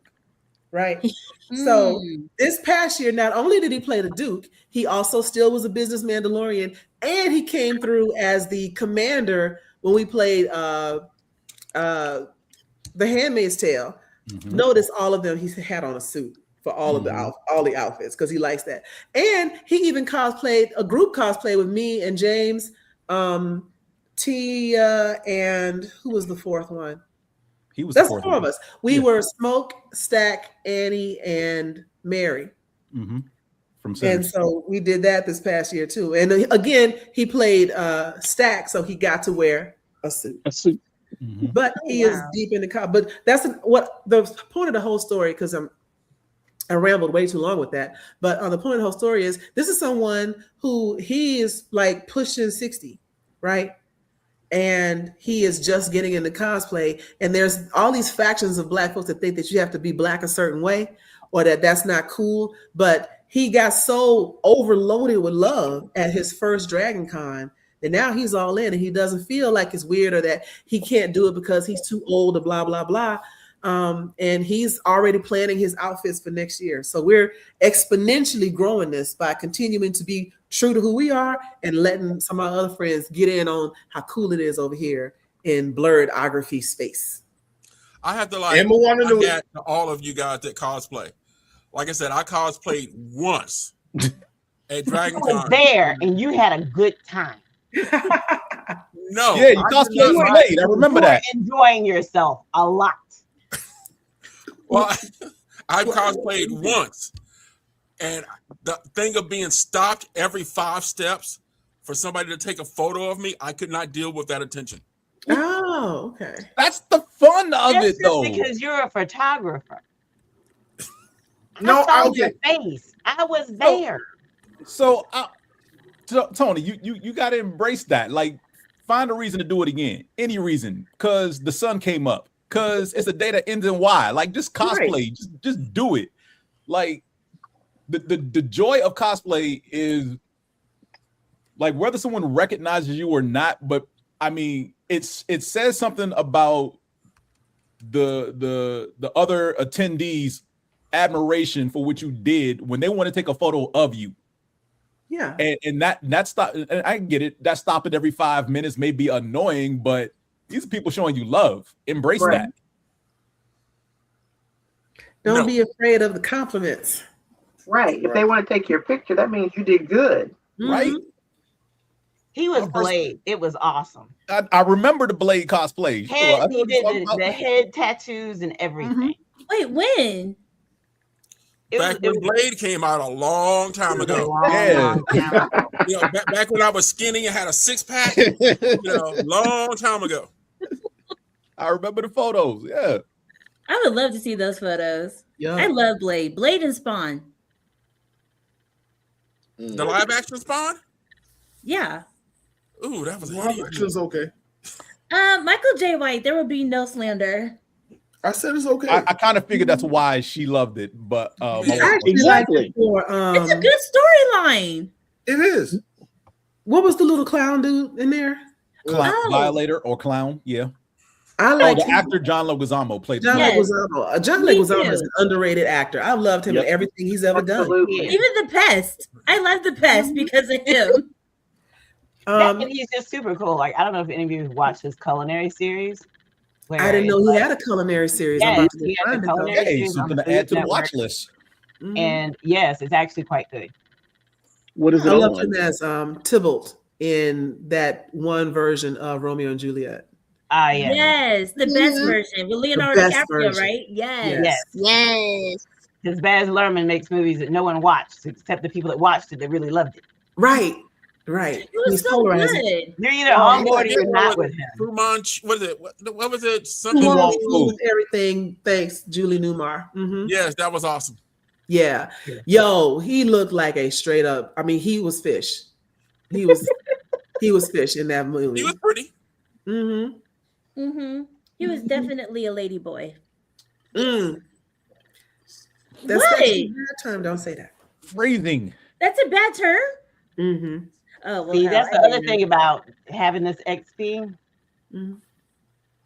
Like, who would have ever thought that I would like understand Paula Deen? Because every day I'm like, wait a minute, I can't say that anymore. I can't do that anymore. You know, that word. it comes from everybody trying to decolonize their minds. So the phrase "ladyboy" was created by the Western world military expeditions or whatever into the into the Southeast Asian peninsula, and they coined that phrase as a derogatory towards people that were forced into prostitution. So anything but not now. Don't say ladyboy. I'm gonna give you a reason if I'm gonna tell you not to say it, so you understand why not to. But that's one of the things that I love about you, because you always have an educational follow-up. Oh, thank you. You should have been a professor. I wanted to be a teacher, but my mother was a teacher, and she's like, absolutely not. Like, she did not want that life for me. But I found a way to do it anyway. So there you go. Yeah, I was about to say, and you ended up kind of being one anyway. Yeah. Right. Here you are. Look at God. Adult education. Yes. Trying to teach grown people how to be humans. It's a struggle. But I know that y'all have, where is Sherman? We got to get Sherman in here so he can quit. We are. We're bringing him up Bring next. on Sherm. But before we do, Tanya and Mr. Tony Cade, if you can, share with us your favorite memory of Blerdography and Moana Nui over the year of 2025. I have. Well, I guess it was when you did the OGs episode, and I got to introduce you, to Miss Marilyn Teague. That was an awesome episode. That's actually probably my favorite episode that I've done of this. So, like I said, if I'm the elder, I don't even know what to call her, because I was basically. Well, I She's think the mother of Dragon Con. Con. That's the only title she needs to be known by, is the mother of Dragon Con. She's the architect. She's the architect. Yes. Yeah. So that would She have been rightly my favorite deserves episode. her flowers. And I was glad to see that. And we really do have to press Dragon Con to make sure that she's the marshal in the parade next year. Yes. Yeah, 100%. she does need to be recognized. That definitely needs to happen. I would say that in addition to just loving everything, earlier in the year when we were working on ASFE, Mark showed up and Dana was there, and y'all were just adamant that we were not going to slack on the photography and media side, and that was great. Because it wasn't something that we had focused on as much. And so I appreciate that. Thank you. I appreciate I guess that. I appreciate that too, that you guys wouldn't let me run around with a camera. But it's okay. Well, that's because you try to hide. You were trying to shirk your responsibility. Oh gosh. No, like Tony, to be fair, you just needed to walk around and just like take it all in. Like we got you. Just It's okay to enjoy the show. Right. Every time I saw him, he was running around with tables and chairs. We got people for that. Like I said, I'm not going to ask anybody to do anything that I'm not willing to do. Speaking of which, we need volunteers for the Atlanta Sci-Fi and Fantasy Expo coming up March 14th and 15th, 2026. Thank you. You know, and anybody who helps, I can guarantee you will get free entry into the con. Sir. Don't spoil it. Don't spoil it. Don't spoil it. Yes. Isn't there food with it too? Yeah, we arrange food. There we go. That's how you get people to volunteer with food. And don't forget the party on Saturday night. See? What? Party and also food? had good food. Oh god! I think and the hotel was nice too. Yeah, it was. And the hotel was nice too. The hotel, was. like Hotel you put was- people in a hotel if they volunteer. No. Oh, that sounds like. Wait a minute. There was another con in town that tried doing such things as a startup, and it failed miserably. So we are not there yet. We are a free to the public con or expo or convention. Okay, I'm gonna be straight up with it. As far as we don't have any corporate sponsors. That's a lie. Challenges Games and Comics Inc. is the corporate sponsor. Okay, that was a nice sketch. No other sponsors have popped up. So it's like I do what I can, for the show. That's why I appreciate everybody who comes and helps out with it. And like I said, it's always been something we do for the community. But to be fair, in past years there have been great community partners.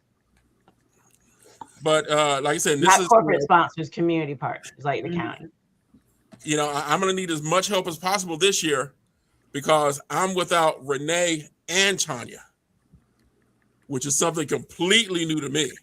Well, you know me. You can always count on me to at the last minute not let you do it alone. So yeah, so like I said, she's great at making sure I don't fail. Nice. You got all that these is not an option. Help. I don't believe in that. I don't believe in failure, and I don't believe in good enough if it can be avoided. You should put that on the shirt. So just as a timekeeping thing, we are at the hour and 36-minute mark, and it's probably about time to. I don't mind if you want me to jump out to make space for somebody. 'Cause I know we still got people on deck.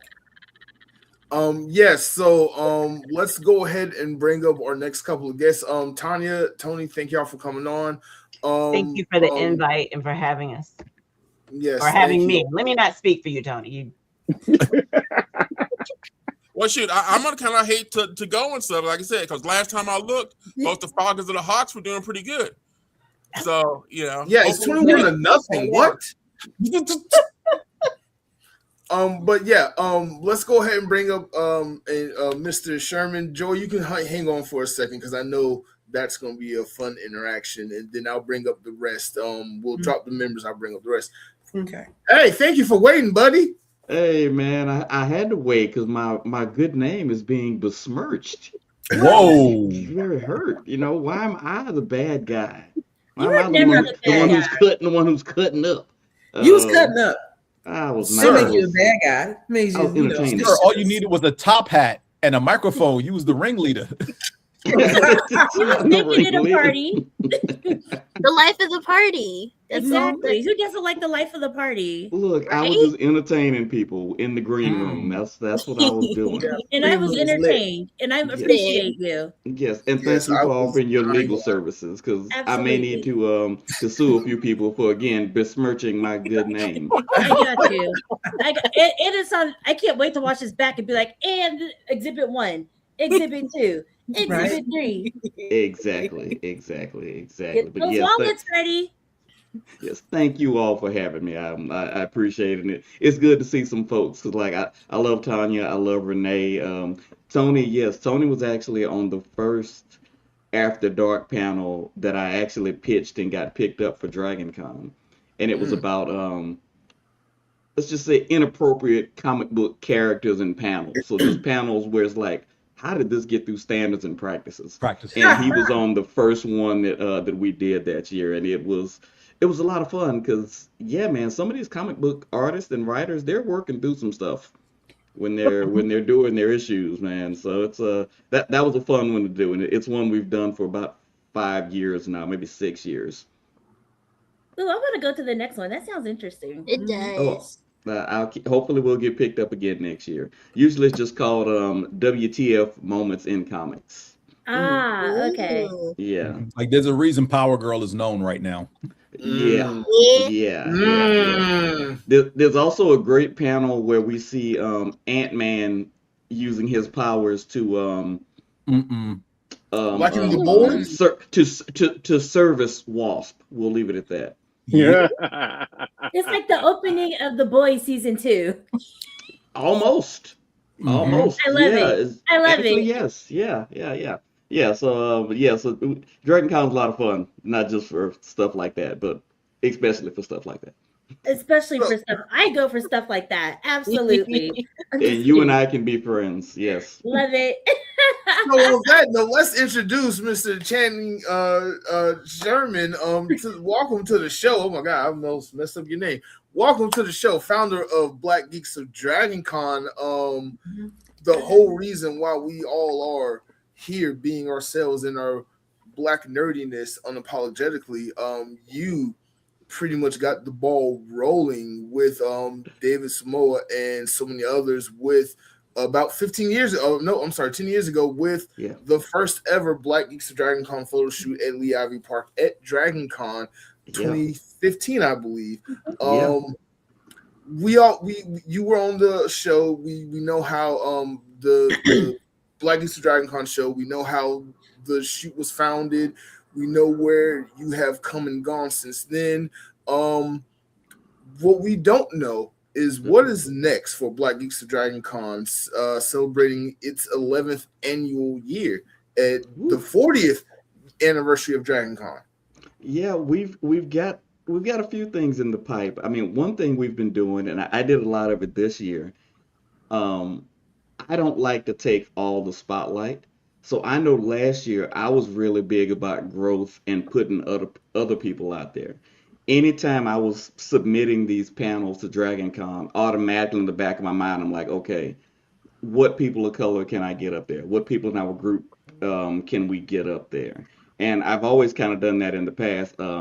Dana popped up on a voice acting panel that we did a while back. That was just a whole bunch of fun.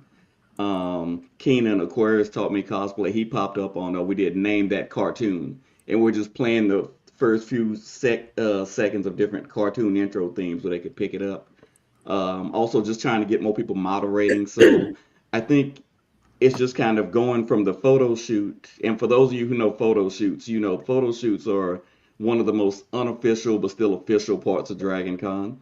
So going from that to trying to get some more of us on the programming on different tracks has really been big. Obviously, yeah, we're doing the shoot again next year. There's been a big push for us to host our own party, but we don't have that kind of juice. But with Jarvis on the diversity track and Jabbar with Cosplay Your Way, we can talk. But we definitely helped them promote the big party that diversity track does. And if you were there last year, you may have seen me on the dance floor shaking it a little bit, only a little bit, because I know my limits. I know my limits. I know my limits. So yeah, we are coming back. If you've been with us for a while, you know every year we tweak it. We listen to feedback and we try to come back a little bit better. But one thing I think is just seeing the growth and seeing everybody branch out. I don't know if I'm willing to accept I started this and got the ball rolling, but just seeing how other people have kind of grown and started doing their own thing. Like, just to give Mark his flowers, Mark messaged us a couple of weeks back and said, "Hey, would you mind if I do a Black Geeks of AWA photo shoot?" And first thing David and I said was like, "Okay, we don't own the phrase Black Geeks. So, but go out there, man, do it." As much as I'd love to go to all of these conventions, I don't have the money, and my wife loves me, but she don't love me that much. For me to just have me be out here surrounded by these cosplay girls all the time. But Just do what she knows I'm weak. about them. She knows I'm weak. But no, but so no, I am happy to see people kind of branching out, and I love seeing black geeks at AWA. Black geek, I want to see black geeks at oh geez, I can't think of the other. I want to see black geeks at San Diego Comic Con one year. That's the goal. Ooh. Like I want to see that branching out. And I'm not a jealous person, so if I'm not the one that can do it, I'm damn sure gonna hype up whoever does make it out there and is able to do that. And it's kind of the same thing with this. Whenever I see people doing something that I want to do, but maybe I don't have the resources to do it myself, I'm gonna hype it up and promote it and push it and hype them up as much as I can. So yeah, I think that's, don't get me wrong, I'm not saying I'm not going to Dragon Con anymore, but I am gonna start trying to, see how I can get some other people on and involved. I've already started sending people the guest application so that they can try to be attending performers because we have subject matter experts in so many fields that could be up there talking about stuff. I mean, we've got lawyers, we've got builders, we've got dance instructors, we've got people in STEM fields that can all be up there contributing more to Dragon Con. And yeah, so I'm definitely trying to help get those people on and keep doing my after dark stuff, because apparently I'm just a deviant according to some people on this in this No, chat. no, We'll no, say no. who. Absolutely. Keep doing the thing. And about the after dark stuff, hit me up. Hey, man. But is Hey, being hey, a always, deviant always a looking for bad people. Always thing? looking for people. Is that why Um, you have that thing on your shoulder? Is that like a goat type of thing? This was a gift for my for the 10 year. We did our 10 year, and I'm a wrestling fan. I was a lapsed wrestling fan, and I got back into it. And so, in honor of the 10 year, I've got my Black Geeks Dragon Con now right side up title belt. Oh, that is so cool. Yes, yes, Okay. yes. Yeah, Love so it. yeah, Love so it. yeah, if you see me walking around with this, you will know why. Oh, You'll wow. know why. But yeah, it has been a lot of fun, and honestly, just the people that I've gotten to meet throughout the years, Tanya, Renee, Mark, Lee, Myron, who I think y'all gonna have on here later, Joy, who I want to do something with on my podcast later. Um, Yo, I'm ready. Oh yeah, it's gonna be on Fairweather Friends. It involves DEI. You can probably put the two pieces together. What we're gonna be talking about. Um, I've written a couple of like articles for mhm. publications about that. So yeah, just let me know. I've got you. Oh yeah, oh yeah, yeah. But I'm loving it. I do want to get two more conventions this year. I've been married for about 3 years now, and I always told my wife when we were dating, I said, I want you to know, I think couples need time apart. I think you need to be able to miss them. You don't want to be all up on. And she used to travel a lot for work, so it was always kind of perfect because she'd be gone forever. Well, now she's not traveling as much for work, so she's been here with me. And one day when we were driving somewhere, she said, I really want you to get some kind of hobby so you can go on some weekend trips, which I think was just a really nice way of her saying, hey, I'm starting to agree with you. Now I need you to get out the house. Um, yes, exactly. But I say all that to say I am hoping to hit up some more conventions. So I don't know if Tony is still listening, but he definitely might hear from me. BlerdCon is up there. It's still on my wish list. There's also Blerd Fest in New Orleans that I've attended a couple of times. I'll be I going did back not to know they that have one. one in New Orleans. Yeah, it's a relatively new one, but it's a real good one. I'll send you some information after this, but it's just look up Blerd Fest New Orleans, but I'll be sure to send it to you afterwards. Yeah. Okay. BlerdCon, Blerd Fest. I'm a huge G.I. Joe fan, so I want to do Joe Fest again. Um, there's a big one in Texas that I can't remember the name of right now that I DreamCon. want to try to hit up DreamCon. also. What was that? DreamCon. Yes, thank you. Yeah, so you guys may see me at a few more. And if you see me at a few more and you see a drink in my hand, just mind your business. No, I'm That's all actually you I got like it the from, way so I you can get one think. too. Mind your business. I like I'm gonna that. ask you I'm gonna ask you what you're drinking. That part. And where you got it from, because I want some. Right. Hey, I believe in sharing. I believe in sharing. So if I Nine have out of some, 10, and maybe from me. I wasn't Mm. gonna say anything. I All was, right. yeah. I've already given Dana her flowers, but yes, I can also count on Dana on Dragon Con night one because normally she's so busy I don't see her much. But I know on night one, if I can catch up with her and one of our mutual friends, there's gonna be booze and boobs. Um, You can guess which one Dana brings. Oh my Or god. two, maybe I should say. Wow. Now, I know you talked a lot about Black Geeks of Dragon Con, and I'm going to just go ahead and say this. I agree with Joy when she said at the beginning of the show that going into 2026, we will not be humble no more. Black Geeks of Dragon Con has been that event at Dragon Con. It is a marquee event. Black Geeks of Dragon Con is one of the big three shoots of that convention. It is the reason why people go to that convention, and the reason why that convention no longer has a diversity problem. You need to give yourself so much more credit. You have inspired not only all of the Black nerds you see on screen before you and that were on screen and will be on screen, but so many different generations of Black nerds owe you a debt of gratitude. We have BlerdCon because of Black Geeks of Dragon Con. We have of DreamCon because of Black Geeks of Dragon Con, ASFE, and like blurred is a word that exists in the human lexicon and means so much to not only me but everybody, and it represents so many millions of people. Even though you call yourself Black Geeks and not Black nerds, but hey, semantics, geeks, nerds, whatever. I love it all the same. You are the Godfather. It was strictly when we were trying to do SEO. That was pretty much where the name. No, I get it. I get it. Because like bleak sounds kind of weird if you combine like Black and geeks. So like I get that. Yes. So Black Geeks of Dragon Con, it won out. And as far as the whole Black Geeks of Anime Week in Atlanta, my goal is to have Black Geeks of insert this con here. So there's gonna be a Black Geeks of Atlanta Sci-Fi and Fantasy Expo. There's going to be a Black Geeks of MomoCon. We just did Black Geeks of Anime Week in Atlanta. I'm even going to retrofit last year's Black photo shoot at AWA to be Black Geeks of Anime Week in Atlanta. Same with MomoCon from this past year. Here's a question I have for everyone here.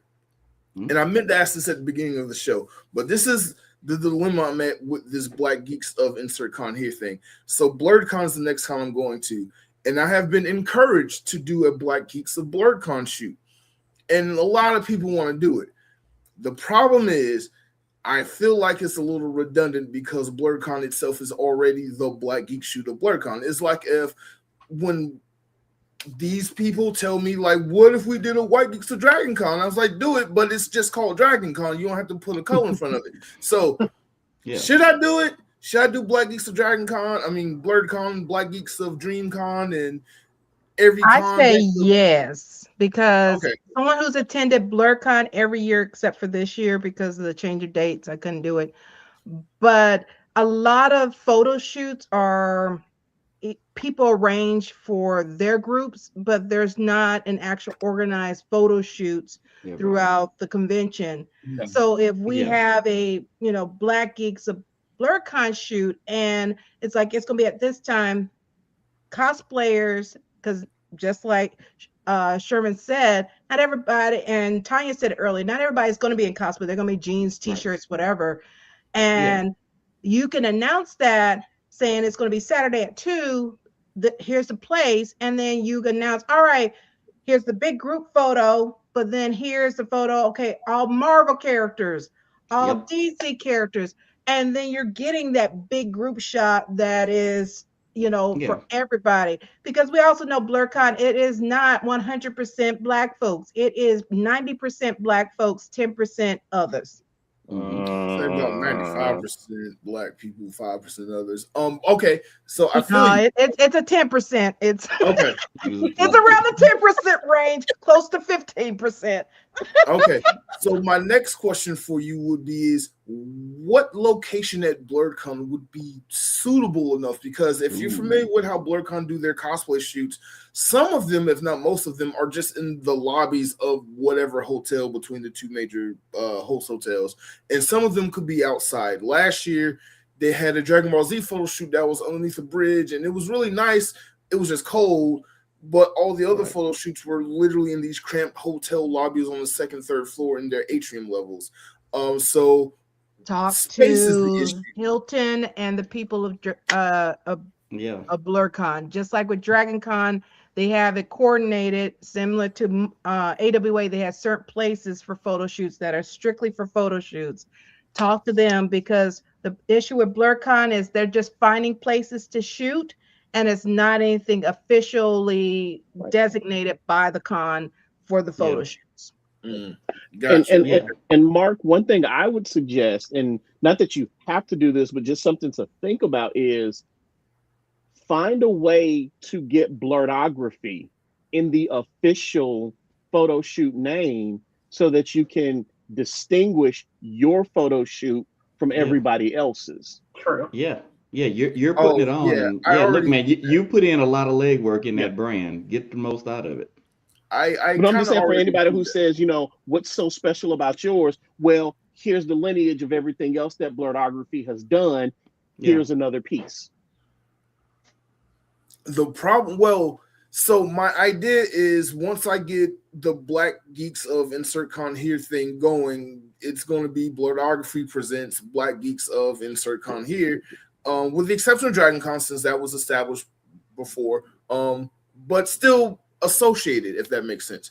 So that's my idea. It's just, it gets wordy, a lot of words, but obviously the brand is there. I do the vlogs. Everybody know what I do when I show up. Like, I go to a con and people know who I am. I gotta beat people off with a 10-foot stick. Like, leave me alone.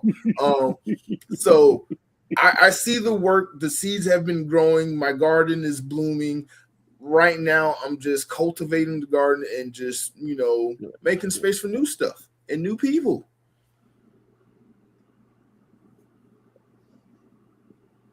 Yep. New stuff and new people. But I do want to ask Mr. Founder of DragonCon, what has been your favorite moment in memory of Blerdography and Moana Nui in the year of 2025? And I know you already mentioned some things, but what has been your absolute favorite moment? Well, yeah, like I said, I mean, just watching the growth has been one thing, but as I'm sure you all can probably tell about me, I like it when shows kind of go off the rails a little bit.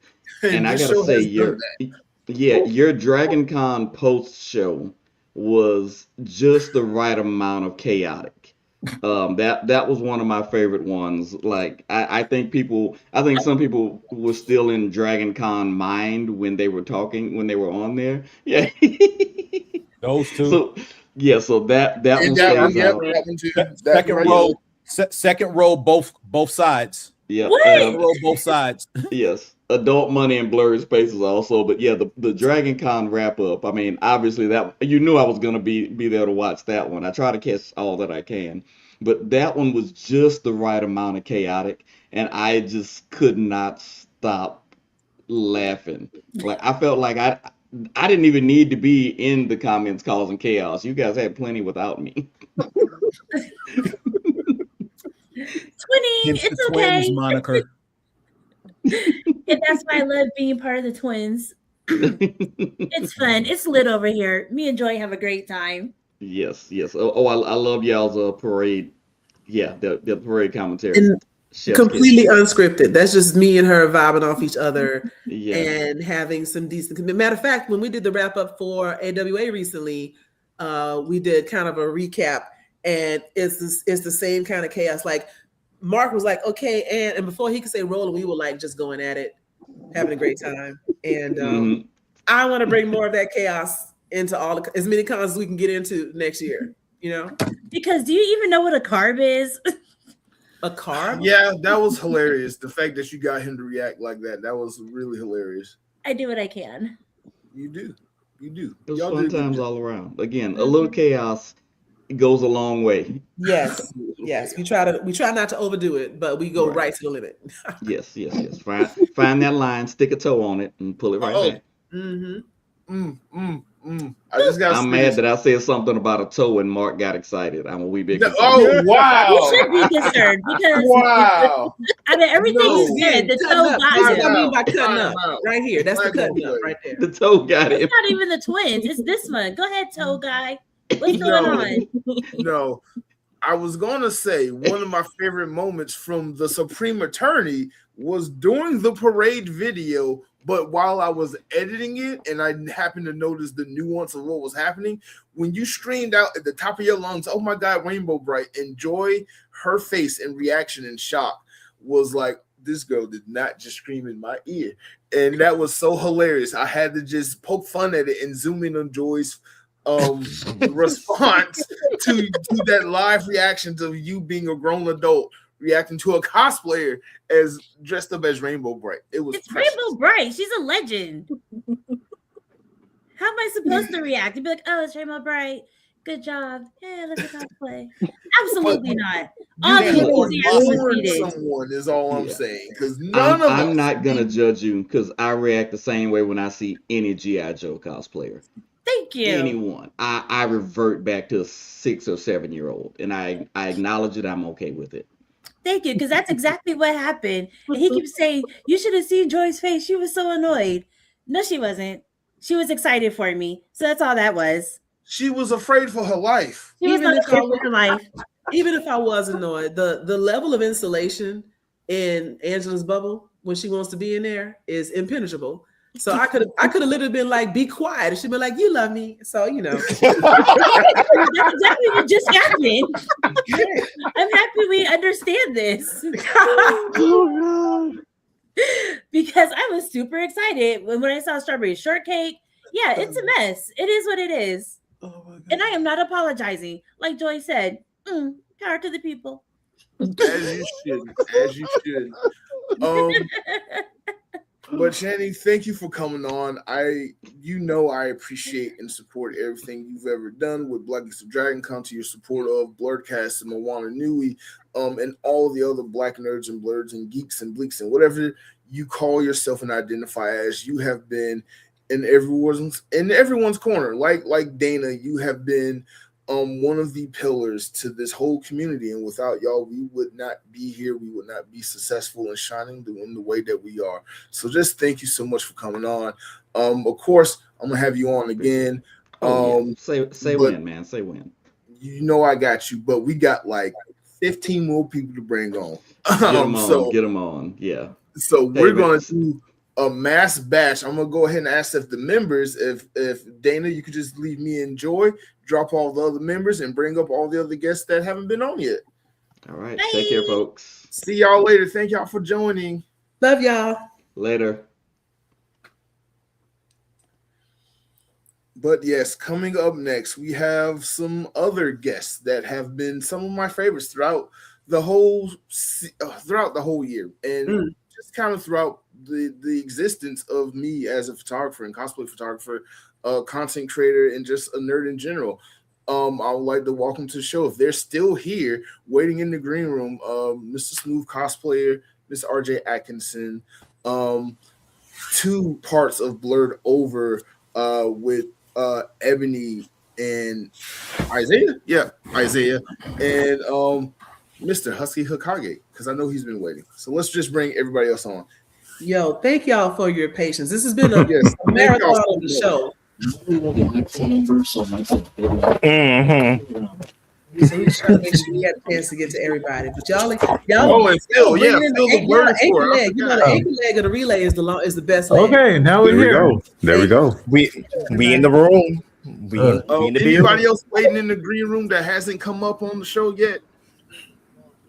Yes, RJ is here. Hi, RJ. RJ. Amazing Anime Week in Atlanta. Can't wait to get into that.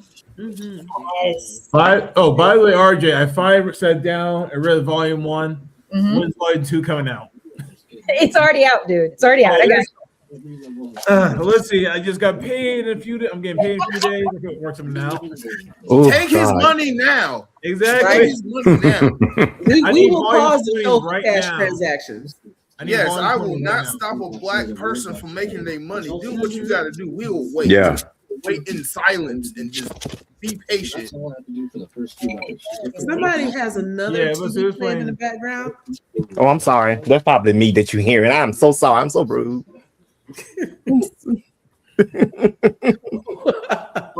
Before we begin, because I forgot to mention this at the beginning of the show, if you haven't, you can support Blerdography by becoming a channel member for as low as $2 a month. Yes, I'm still doing the $2 a month. You can become a member of the Blerd Nation. You can also, if you don't want that type of monthly commitment, do a donation of any amount that you want live in the chat by donating a super or a gift or super things. I don't know how that stuff works. I haven't gotten any of that stuff, but maybe tonight's the night. So if you're feeling like you got a little adult money left over after Christmas, and you're gonna pay the minimum payment in January, this is a good place to spend that adult money. So go ahead, because BlerdCon coming up, and that is not gonna be a let me just drive up there and back. Not at all. Not at all. Nah. So yes, but thank you all for coming on the show. Y'all have been on the show so many times before. RJ, you have been the guest, the supreme, because you have been on so many episodes of Smooth Cosplay, buddy. I can't do Dragon Con without you. Same. Never ending cosplay photo video. Like when I watch it, it concludes my Dragon Con experience. So wow. No, I'm serious. That is an honor to hear. And the fact that I was in it, like not in like it. in the background taking pictures, but like I'm actually in it cosplaying. Like this year was big for me. Hussey Hokage, you and your content. I know you're gonna be in the show in a couple of weeks, but like, dude, you keep it rolling with your content, and I love it. I love it so much. Appreciate it. Thank you. Shout out to Phil the Blerdkast for not only showing up to the Black Geeks of Anime Week in Atlanta photo shoot, but he was in cosplay. He was definitely in cosplay. And that was like huge because that was your first time cosplaying, right? Technically, no. My first cosplay debut was Halloween this year because my school did a little Halloween thing activity. So that's why I said, let's do my cosplay debut. I guess you can say my official debut was at DreamHack Atlanta 2025. Okay. I did one as Hufflepuff, best house in Hogwarts. Gotcha. Perfect. Debatable. Debatable. I love how we ride for our gangs when it comes to we straight up click up like what you know about them claws, slithering in the house. Like it's straight up HBCU classic faction game level with exactly. We're gonna stand on business for Hufflepuff House. Ravenclaw. Thank you. Oh, Ravenclaw. No one knows about Ravenclaw anyway. Y'all did my homework because everybody ain't able. Many were sorted, but only few were sorted into the right house. Listen, next time we have a study party, don't ask Hufflepuff for the food or the drinks or the brownies. We ain't gonna hook you up, man. You're cut off. Yo, I stay on Hufflepuff good side for the brownies. I'll be in my room studying. That's fine. Mr. Perry, let me start with you before we go into everybody else. But you are with Blerd Over, and you help Micah and Ebony run the Black Geeks of Anime Week in Atlanta photo shoot. So without you, that shoot wouldn't have been as much of a success as it was. By the way, for our newcomers, have y'all seen the vlog that I posted earlier today? I know it was a couple hours ago, but have y'all had the chance to see it yet? Not yet, okay. But we're gonna watch it. Okay, shameless plug. I gotta keep the brand growing. But yes, it was an amazing photo shoot. Unfortunately, because of circumstances and scheduling, I had no control of the scheduling. I had to kind of cut the shoot a little short because I had to run to go be late for a panel that I also had to shoot. So that was fun. I need to talk to the scheduler about that next year. Oh my God, what is that? That looks like money. Yay! Looks like money. Oh my God, Tanya became a member. Thank you, Tanya. She became a member. It was green. It was beautiful. Look at that. I got 9 members. Now if I get one more, I get a treat from YouTube. So if I can get one more channel member tonight, that would be amazing. But again, the Black Geeks of Anime Week in Atlanta photo shoot was amazing. Thank you for just helping out, and then everything that you do for Blerd Over, because you're there just about every single convention, helping out Micah. You're there in Birmingham helping out with all his conventions. So why don't you tell us a little bit about Blerd Over and yourself? Sure, no problem. So fun fact to it, I actually do not live in Birmingham, Alabama. I actually commute. I actually commute all the way from Selma, Alabama, to do a lot of stuff. So, yeah, so that's dedication. Thank God for Yes. tires and my car doing what it needs to do to praise God for it. But a little bit about Amen. me. For those that don't know, my name is Isaiah Perry Jr. Like I said, I'm from Selma, Alabama, born and raised. Two-time graduate of the Alabama State University in Montgomery, Alabama. Also, I'm the vice president of Blerdography Incorporated, based out of Birmingham, Alabama, which is basically a 501c nonprofit organization that pretty much gives back to the Black community and all communities, and doing it in a nerdy way.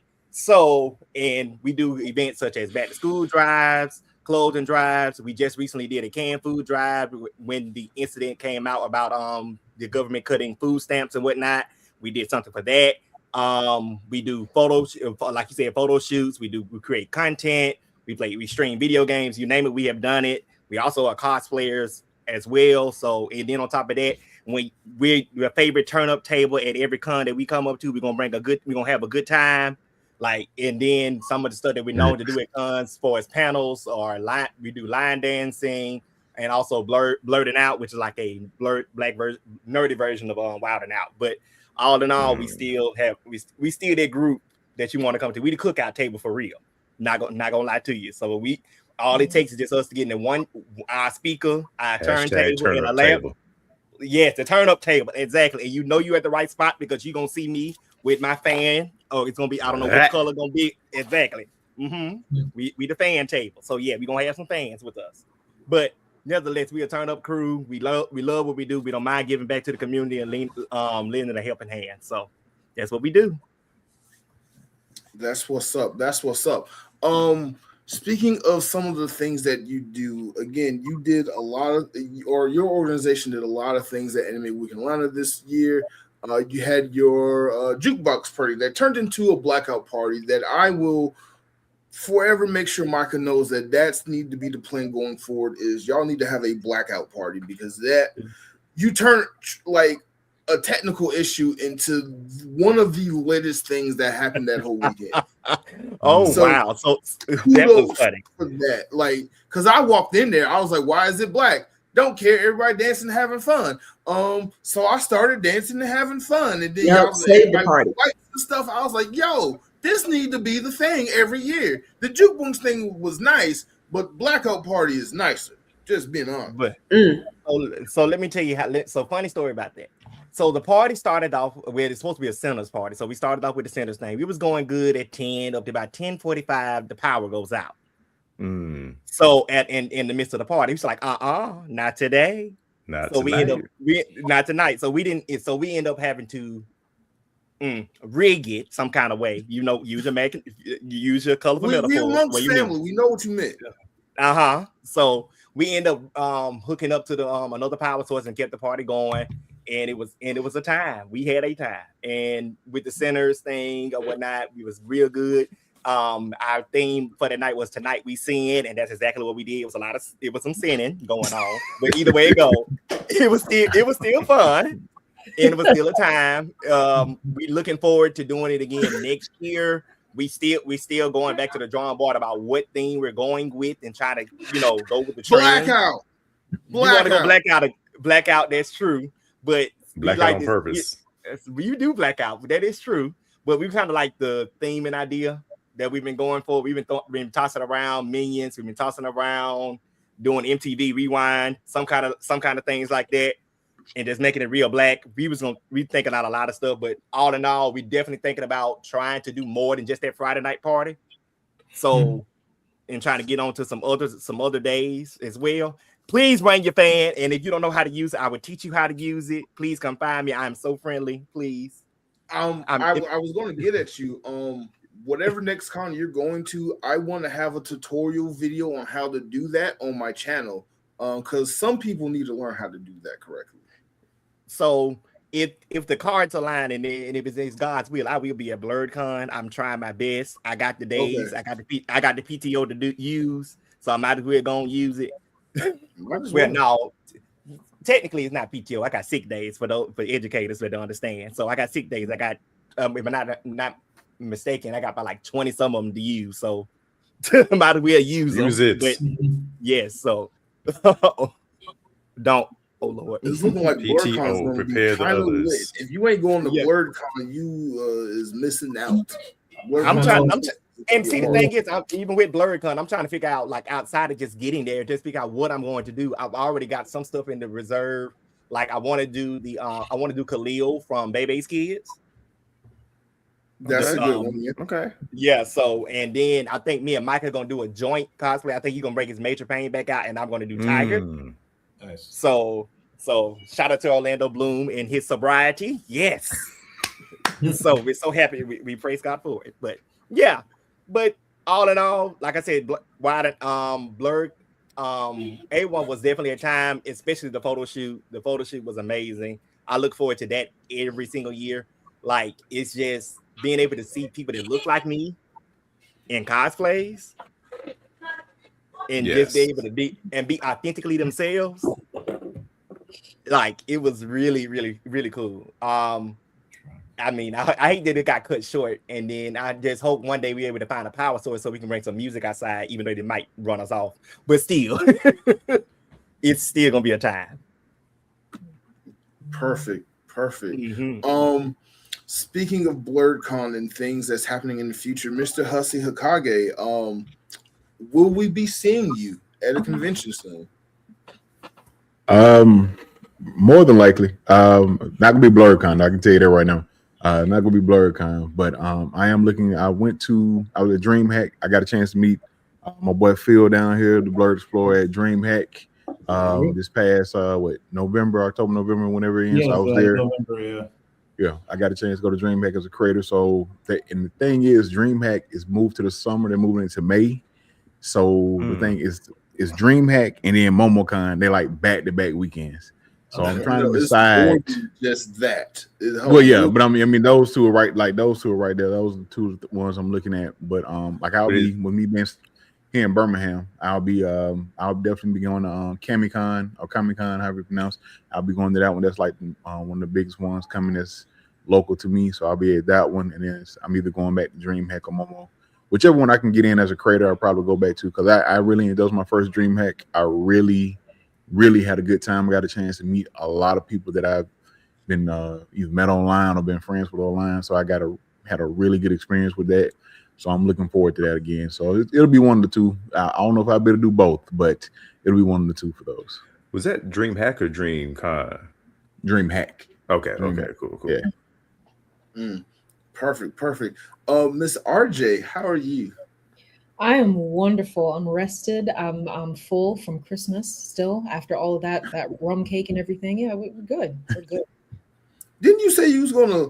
We never did that cookout thing we meant to do at challenges, because you said you was gonna make us some Jamaican spice rum cake or something. But I'm gonna put a pin in that. We're gonna do that eventually. 2026. We got to make it happen. Oh, definitely. But I know your 2025 has been off the charts, astronomically amazing. So why don't you tell us a little bit about your last 12 months? Gosh, it has been unreal. I still don't have the actual tally, but I think we sold like nearly 350 copies of Volume 1.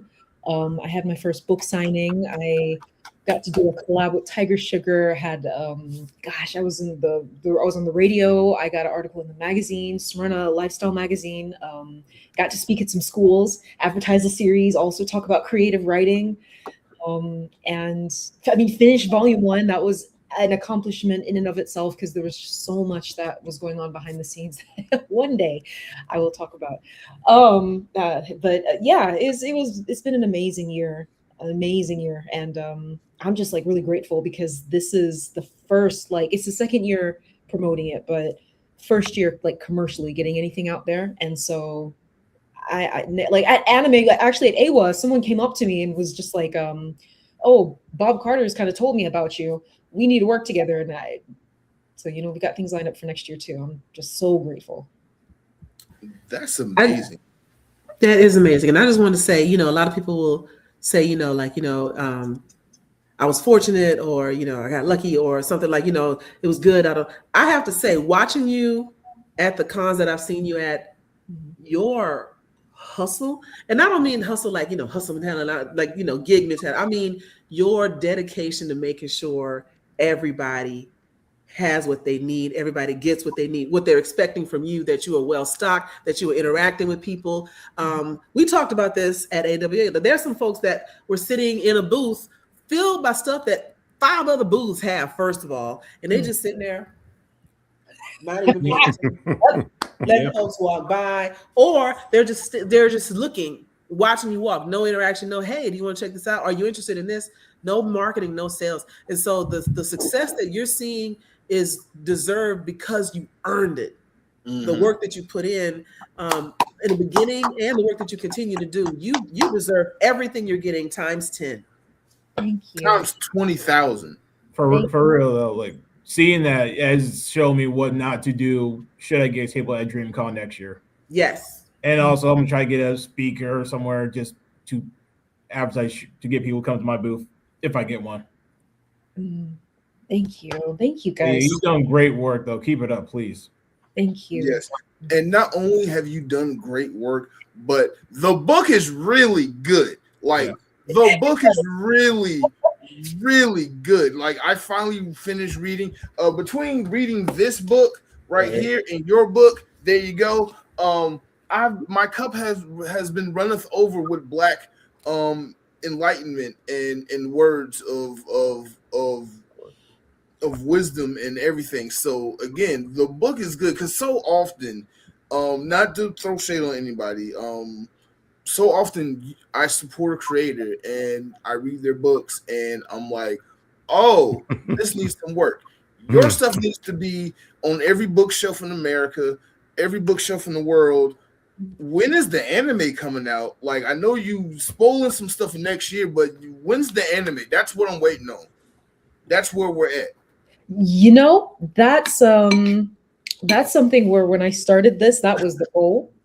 That was the goal. So I'm gonna just put it out there soon. I don't know exactly when. It doesn't matter exactly when, but it's not going to take as long as maybe conventionally. It will happen soon.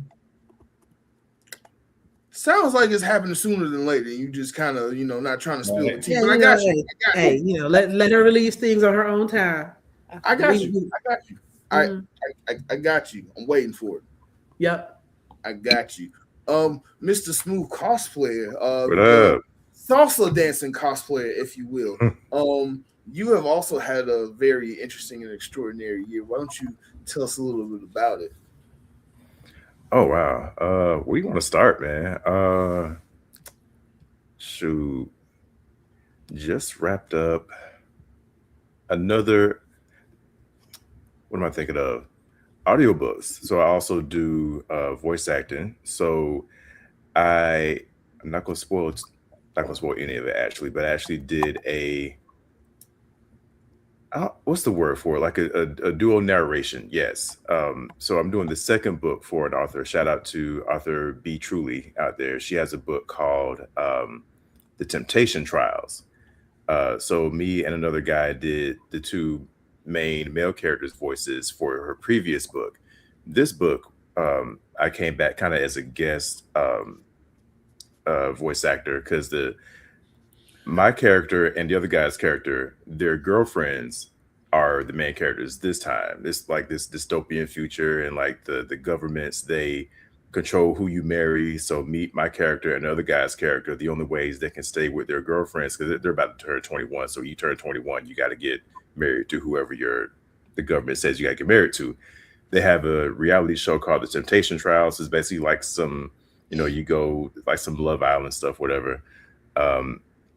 So my character, his girlfriend is one of the main characters. The other guy's girlfriend is the other main character. So I returned as that character and a rival character. So my character is in a love triangle with his girlfriend and another character, and I play both the guys. So that was kind of interesting. I'll give y'all one spoiler. I had my first character death ever. I'm dying for the first time ever in a book.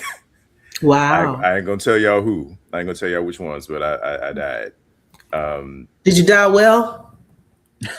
I actually I did go. I think I went out. Okay, I'm telling on myself because I didn't read the whole thing. I read my lines. So I don't know how I died. I read my dying lines. I forget how exactly that death happened, but I know it was something heroic. So I guess that was good. So I'm not spoiling everything right now. Okay. I guess spoiler alert for everybody who does audiobooks, but yeah. Mm. Yeah, see, that last comment, that's exactly what I got on my screen right now. Oh my God. Watching my Yeah, Falcons me do too. exactly watching them do exactly what they do. Because at first I was like, hold up, whether we win or lose, we're doing something that we normally do. One, we either lose to a team that we had no business losing to. No, we lose to teams we're supposed to beat, and we beat teams that we have no business beating. Which, if we win, that happens. Also, we've been 28-3 since before the Super Bowl. Okay, we've been 28-3 my whole entire Falcons watching career. That's since like '92. So people be trying to use that as a joke. I'm like, y'all just seen it on the big screen. We're used to this. Okay. So yeah, regardless of the outcome, we doing some Falcon shit, basically. Basically. I'm not even disappointed right now. You know what, I am. But anyway, even if we win, it's still fire Raheem at the end of this, even if we win. I don't know. I'll have a show about that when that happens. But Phil, Mr. Blerd Explorer, you've had probably one of the most busiest in I don't know, like, how can I explain it? But your 2025 has been in the planning for so long because you've had a huge jump from a cultural shock from going to from Korea to coming back home to the States and then instantly being enveloped by blurred culture, the thing that you have been missing this whole time. So please tell us about your 2025 rewind. Yes. Now, for those who don't know, I just moved. Like I said, I just moved back from South Korea. I moved there back in May of 2016, like right out of college, and then of course I moved back to the USA in July 4th of 2025. So this plan, I've been working on my exit strategy since I would say around like Q3 or Q3. That's how long I've been working on the plan. Well, I started the planning process and I executed the plan in 2024 because I went through a fast track teacher certification program to get my license, and I became licensed in August of 2025.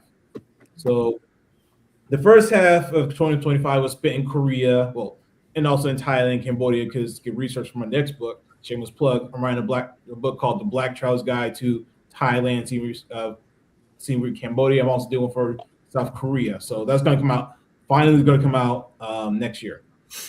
And then, like I said, I moved back to the USA. I moved to Atlanta to start my job as an ESL teacher at my current elementary school. So instead of working with Korean kids, I work with Spanish kids, speaking kids, some African kids, and one Middle Eastern girl.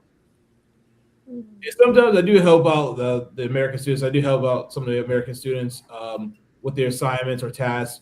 Of course, like all kids these days, they want me to give them answers. I'm like, nah, I'll help you. I'll guide you to it, but I ain't gonna give you the answer. You feel me?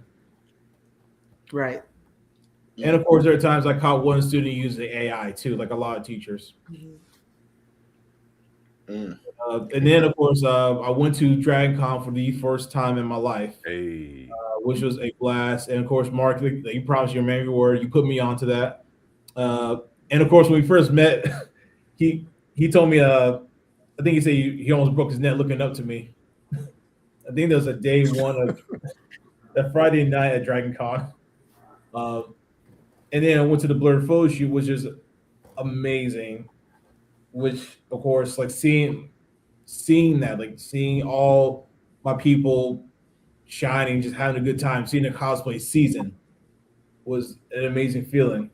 And that inspired me, that motivated me to go into cosplaying myself. So, and of course, I made like I mentioned earlier, I made my cosplay debut at DreamHack of 2025, going on Puff.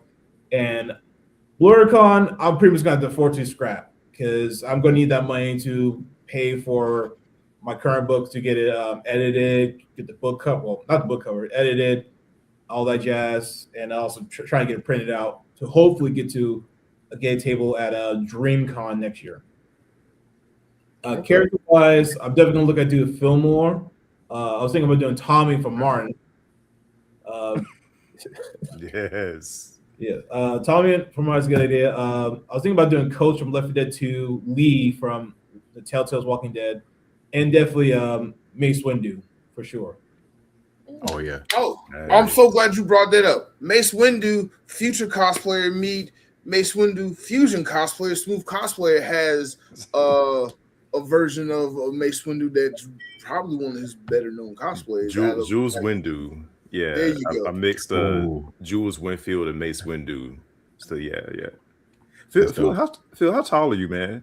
Because I now that I've was that? I can't say it. 6'7". No, you don't say it. Because now once you said that Mark said he had to break his neck to look up at you, I was like, hold up. I think I just saw you wandering around Dragon Con and probably was like, hey, yeah, right. Everybody saw my Dragon Con and just had to do this. Mark had him do me real dirty when we finished his interview. Mark was like, okay, now high five. I was like, why? Yeah. Why?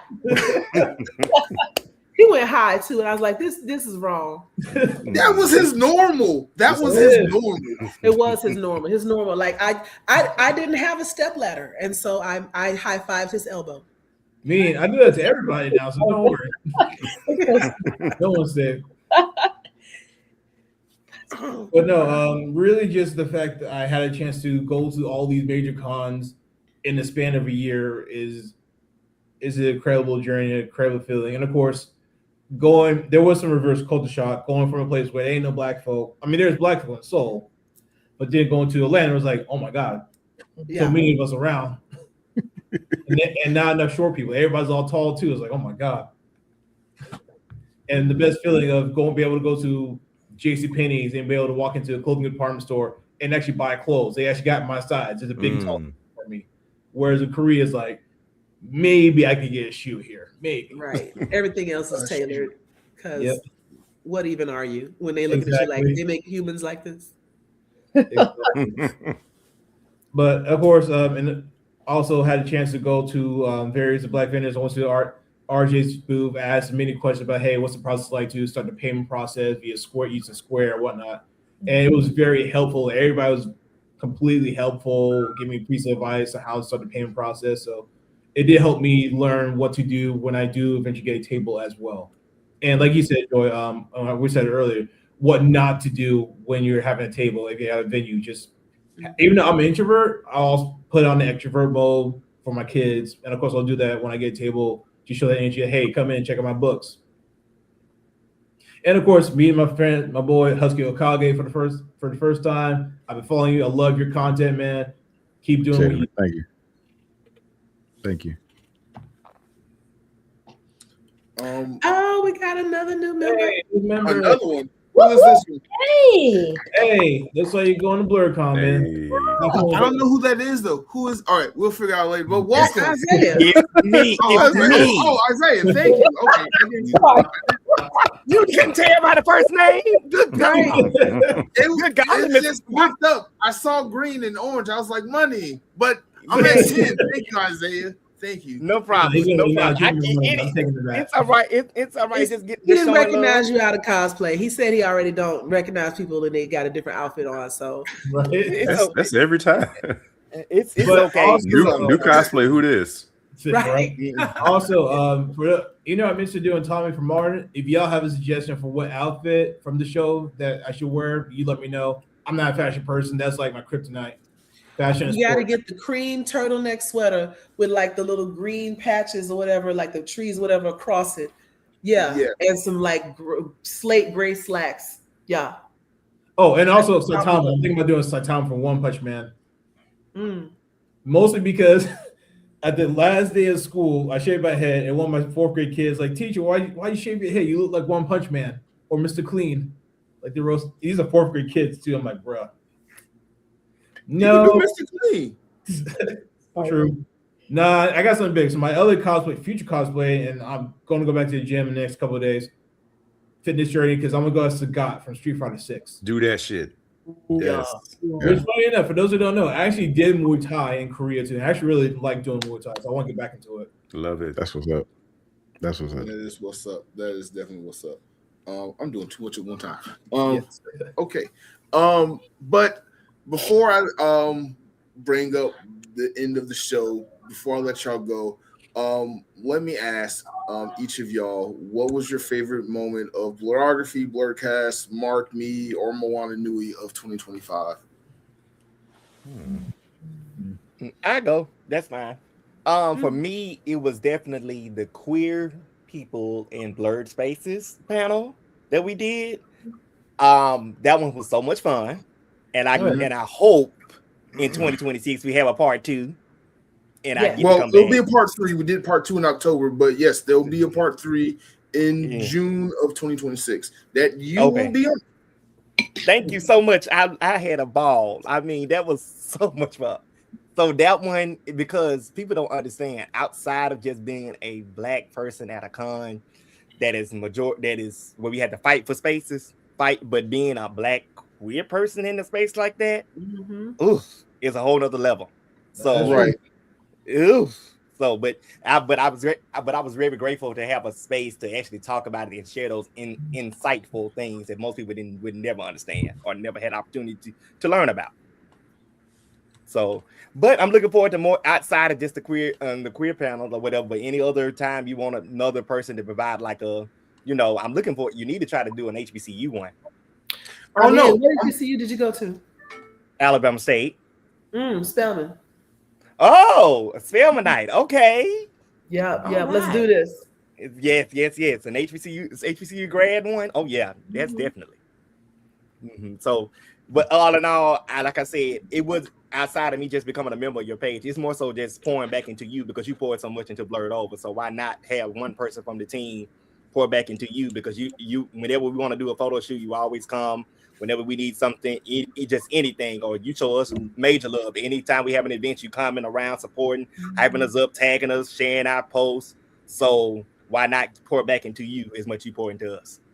Well, okay. So the secret about that is, it's like I feel like me and Micah Blurred Over and Blerdography kind of started around the same time because I remember in the beginning, every time I type in Blurred and O, it was Blurred Over that will pop up and not Blerdography. So I had that SEO issue with Micah.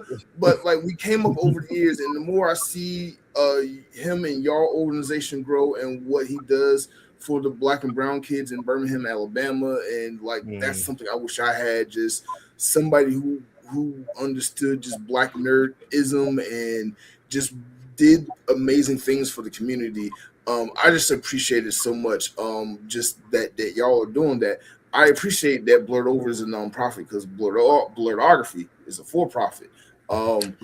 And we need people to be out there in the community doing nonprofit work and doing the Lord's work, literally the Lord's work. You guys are doing fundraising to the backpack giveaways and charitable drives, the African American con that y'all do, so much that y'all do. I will always be there for every member of Blurred Over because Blurred Over is there for every single member of the Black nerd community, just hands down. And I've never not seen Micah do something for the community, do something for somebody for the cause, and have his heart in the right place. And that goes for not only him, but for you, for Ebony, the brother twins, Lawrence and Lorenzo, brother twins to me.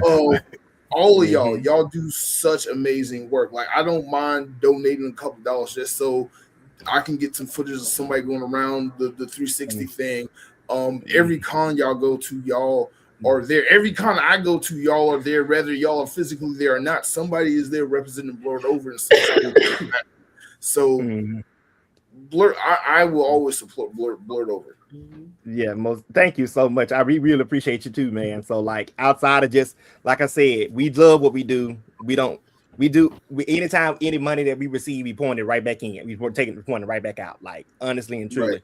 Like it's so much bigger than us because number one, the real reason why I really got involved is because I wanted to provide the educational piece side of it to it. Because I wanted him to be able to get into schools and talk to kids that honestly doing that honestly would never understand. I'll have a person to talk to about liking anime, liking video games, being able to draw and be creative and outside of just themselves in a notebook inside the classroom. Luckily for me, just a personal testimony of my own, being that I'm a teacher in a Blerd and my kids know it.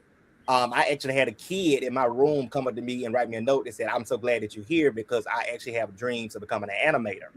And and he actually, when I tell you this kid is so creative, he actually took a Amazon shipping box and crafted it into a pumpkin head some kind of way and painted it and did it himself. He made a gouging eyeball because this was not the time of Halloween. And also he knows that my favorite anime character of all time is Koro Sensei. That's the kind of, anytime I play any games with them in the classroom, that's my nickname. That's hands down. And he actually took the time to make me a custom birthday card with Koro Sensei on it. And I was like, oh man, it took me a lot to be that kid's favorite teacher. Yes, and I try to be, and then this is the crazy part. Like my kids know me so well, like even we can be in the class, like a teacher getter in class would be, I can say Avengers and they respond with a symbol and they know exactly what to do. Or it could be something from SpongeBob, like it sounds like a lot of hoopla and they just go out with it. And then of course, because I'm teaching Black children and we raised in the Black church, we do Black church things, especially when I got to read announcements from the school. These are your church announcements, govern yourselves accordingly. Okay, yeah.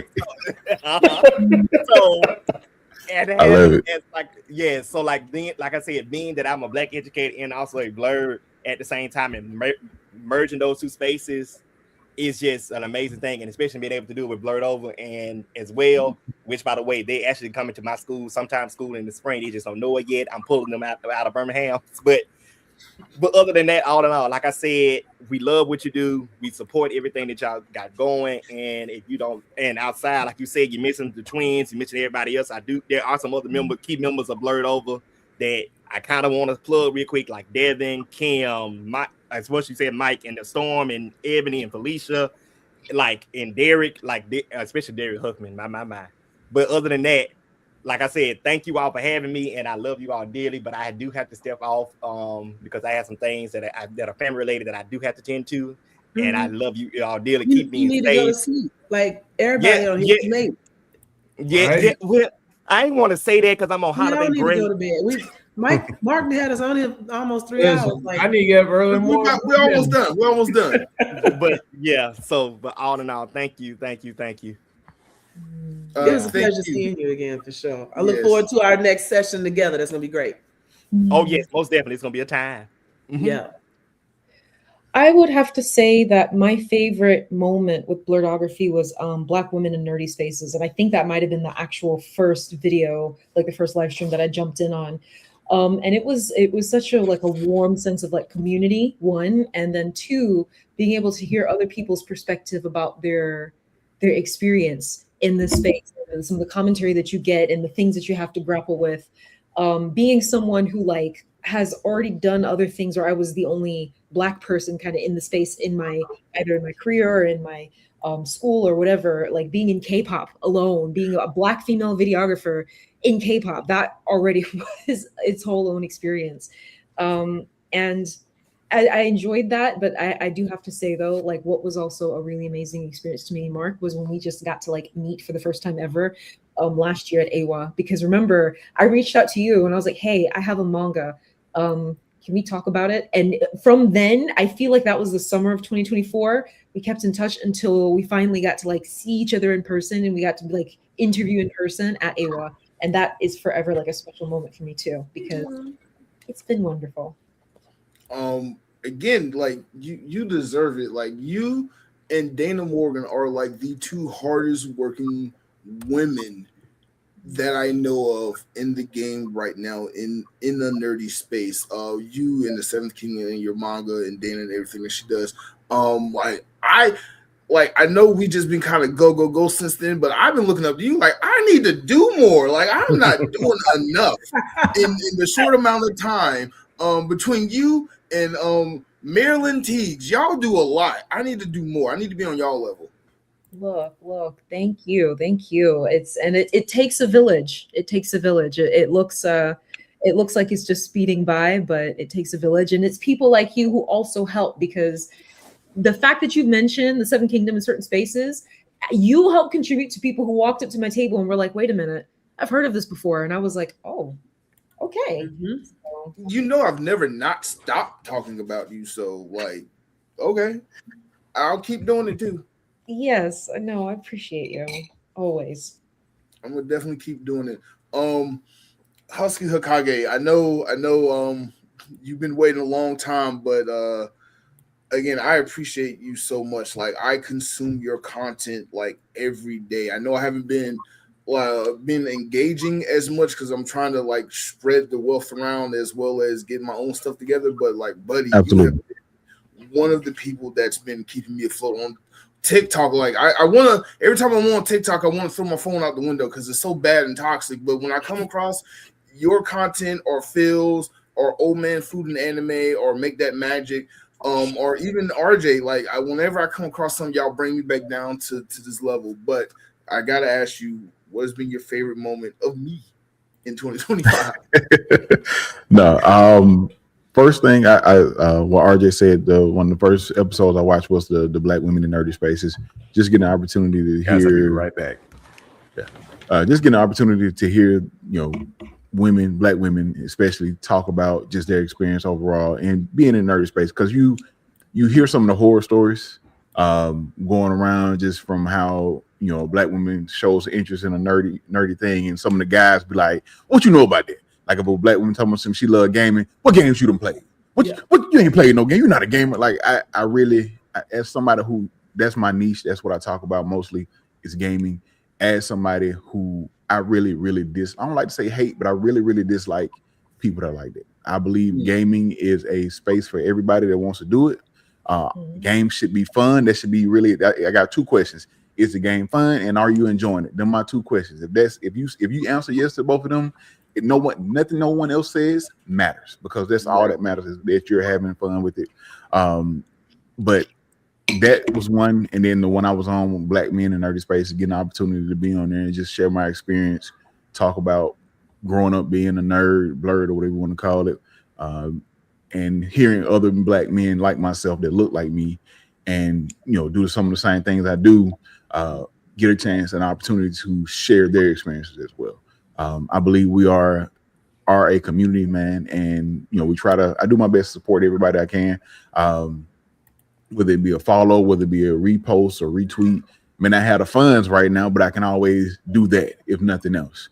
But I and I want to thank you, Mark, Alani New, shout out to Joy as well. One of my first times seeing Joy was on the Black Women in Nerdy Spaces. She's a character, and she's awesome and an awesome host as well. But I appreciate you, Mark, for also you've been on my podcast, me and my cousin Dub. And just giving me the opportunity to also be on here as well, be on your space, in your space, to talk about stuff I love. Like I said, I'm a lover of many things. I'm a blerd. I just, by any category that's considered nerdy or blerdy, I'm there. I can fall in line somewhere in there. But gaming is like my special place, and just getting the opportunity to talk about it, share it, and show how much I love, because every day you go on this internet and you see people talking about games, talking about this, talking about that, bad mouthing this, bad mouthing that, and it's like we forgot about the reason that we enjoy this or like this hobby. Like, this is a hobby that we like to do, and like I said, I'm a believer of no matter what games you play, whether it be mobile games, cozy games, horror games, sports games. If that's all you play, guess what? You're a gamer. And that's how I look at it, and that's how I will always look at it. Because you found something that you have your space, and no one should yuck your yum. You know what I'm saying? So, but once again, those have been just some of my things. Like I said, just getting the opportunity to be on here, be on this platform, and meet people, and hear everybody's experience, talk about stories. Like, I knew a couple of people before, like the Supreme Attorney Angie. I've been following her on TikTok, and seeing her interaction, just being on here. Just overall, man, it's been a pleasant experience, and just overall, really thank you for the opportunity. You're welcome, man. You're welcome. I appreciate it. I appreciate it so much. Dana, You mind pulling up some of those shots that Smooth Cosplayer dropped in the chat? Since we're on him, I want to show off some of those pictures because that was probably one of my favorite shoots that I got to do just because same. I've been shooting with you for so long. Like every con we almost do a shoot. There we go. Yes, that's probably one of my favorite ones when I was like, Cloud, jump up in the air. It's gonna be funny. And it was. I knew we was gonna make some hilarity, but I was not prepared for how hilarious we got with this shoot. So, so the two in this photo with me, those are my hotel roommates. So my friend Kit there and Dobbs, who is Cloud up there. So they're married. So we called this the other Final Fantasy VII love triangle. So it's usually Cloud, Tifa, and Aerith. But for those of y'all who don't know, there's a really throwaway line in Final Fantasy VII OG where Reno asks Rude who he likes, and he says it's Tifa. So I always make it a point to get photos with Tifa's whenever I dress up as Rude, and I'll always walk around with his Buster Sword. So I'll always say, hey, I stole Cloud's girl and his Buster Sword. So we decided to kind of make a fun photo shoot out of it.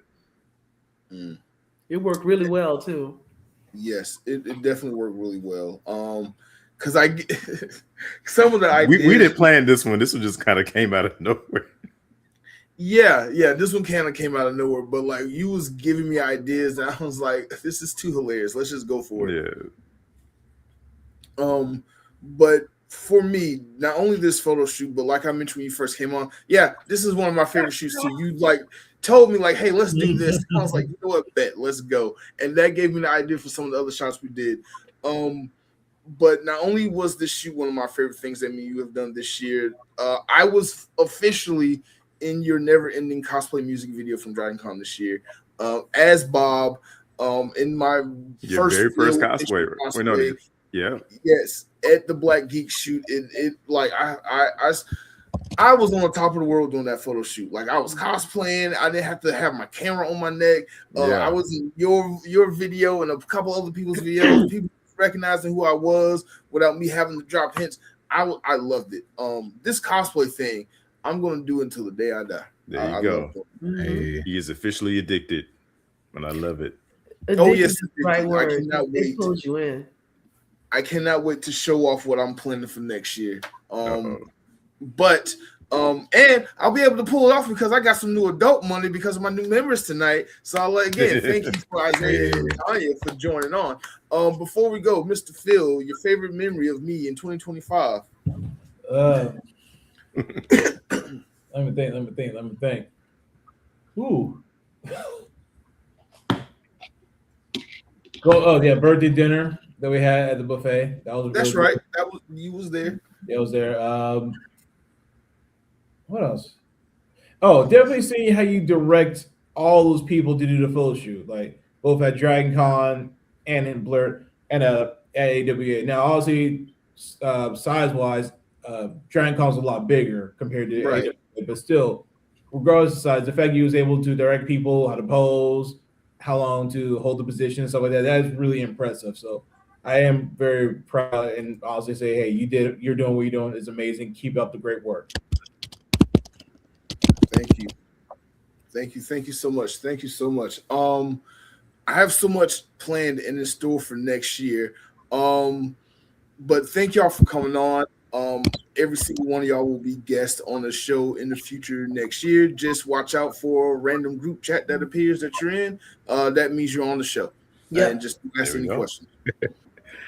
But I know coming up next, I will be doing content creators in nerdy spaces, and I'm definitely having Mr. Hussein Hokage on with a bunch of other people, so that's going to be very interesting. But thank y'all for coming on. I'm gonna bring Dana and Joy back up, and we're gonna close out the show because I know it's been like 3 hours, and it's time to go. It is time to go. I'm hungry. May the Lord watch between me and thee. Yes, but thank y'all for showing up. Thank y'all so much. Are there any other Moana Nui members still holding off in the green room?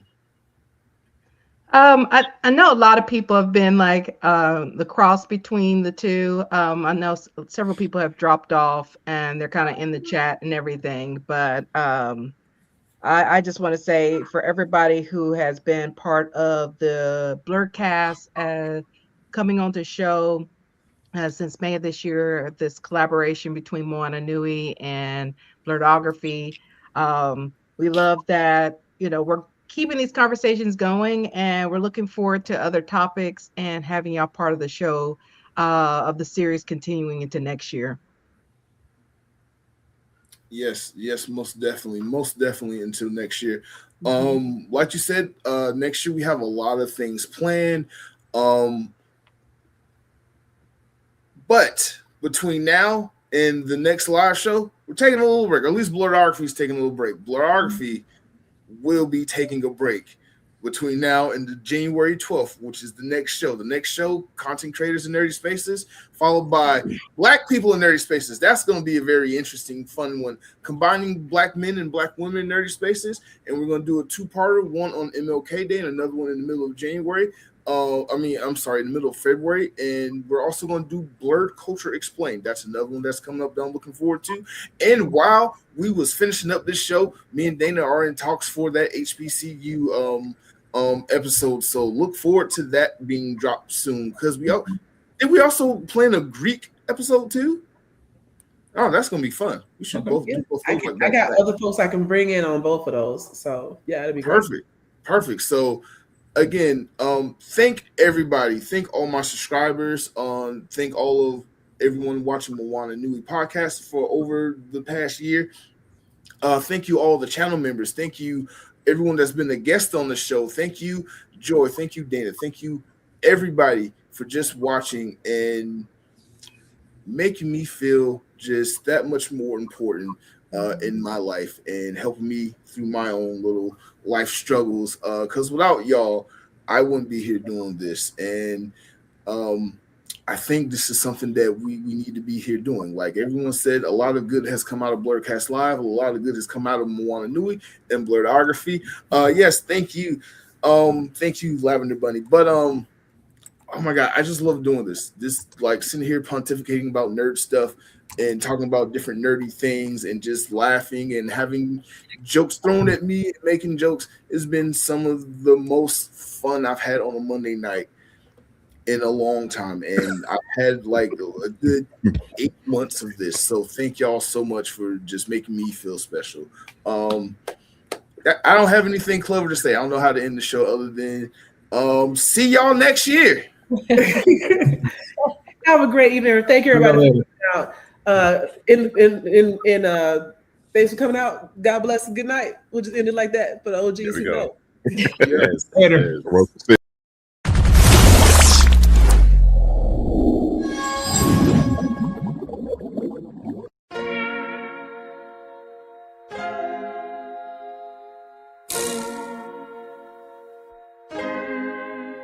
So many stories left to tell, even if we have to ourselves. Can't keep history on the shelf. If they won't tell it, we will. If this the land of the free, it was a freedom then, when they annexed Hawaii and called it Cedar Lands, without any type of payment and no signing off. Called themselves a republic in 1894. 1.2 million acres overtaken from the native Hawaiians. When they resisted, the West retaliated in violence and erasure. The Hawaiian language is banned as part of colonialism's plan to expand, yeah. Stuck between a rock and a hard place. Multiple bombings of Kaho'olawe as a part of their ongoing war with Asia. Used it as a place for target practice. No consent or compensation. Colonizers call for annexation. The work of all the locals. School will never let you know. So many stories left to tell, even if we have to ourselves. Can keep history on the shelf. If we won't tell it, we will. Too many stories left to tell, even if we have to ourselves. Can keep history on the shelf. If we won't tell it, we will. We will. So if you put Hawaii in a perspective, well, Black and Asian history is interconnected. Considering the fight with the Pacific, then of course versus Asia, they was treated as a middleman for war, but didn't let the Western colorism run its course. Cause dark skin was a sign of dignity to core. The land was taken in the name of capitalism, when prior to it was an actual kingdom. Clap back at the system. Stuck between a rock and a hard place. Multiple bombings of Kaho'olawe as a part of their ongoing war with Asia. Used it as a place for target practice. No consent or compensation. Colonizers call for annexation. Network out for all the locals. School will never let you know. So many stories left to tell. Even if we have to ourselves. Can't keep history on the shelf. If we won't tell it, we will. Too many stories left to tell. Even if we have to ourselves. Can't keep history on the shelf. If we won't tell it, we will. So many stories left to tell. Even if we have to ourselves. Can't keep history on the shelf. If we won't tell it, we will. Too many stories left to tell. Even if we have to ourselves. Can't keep history on the shelf. If we won't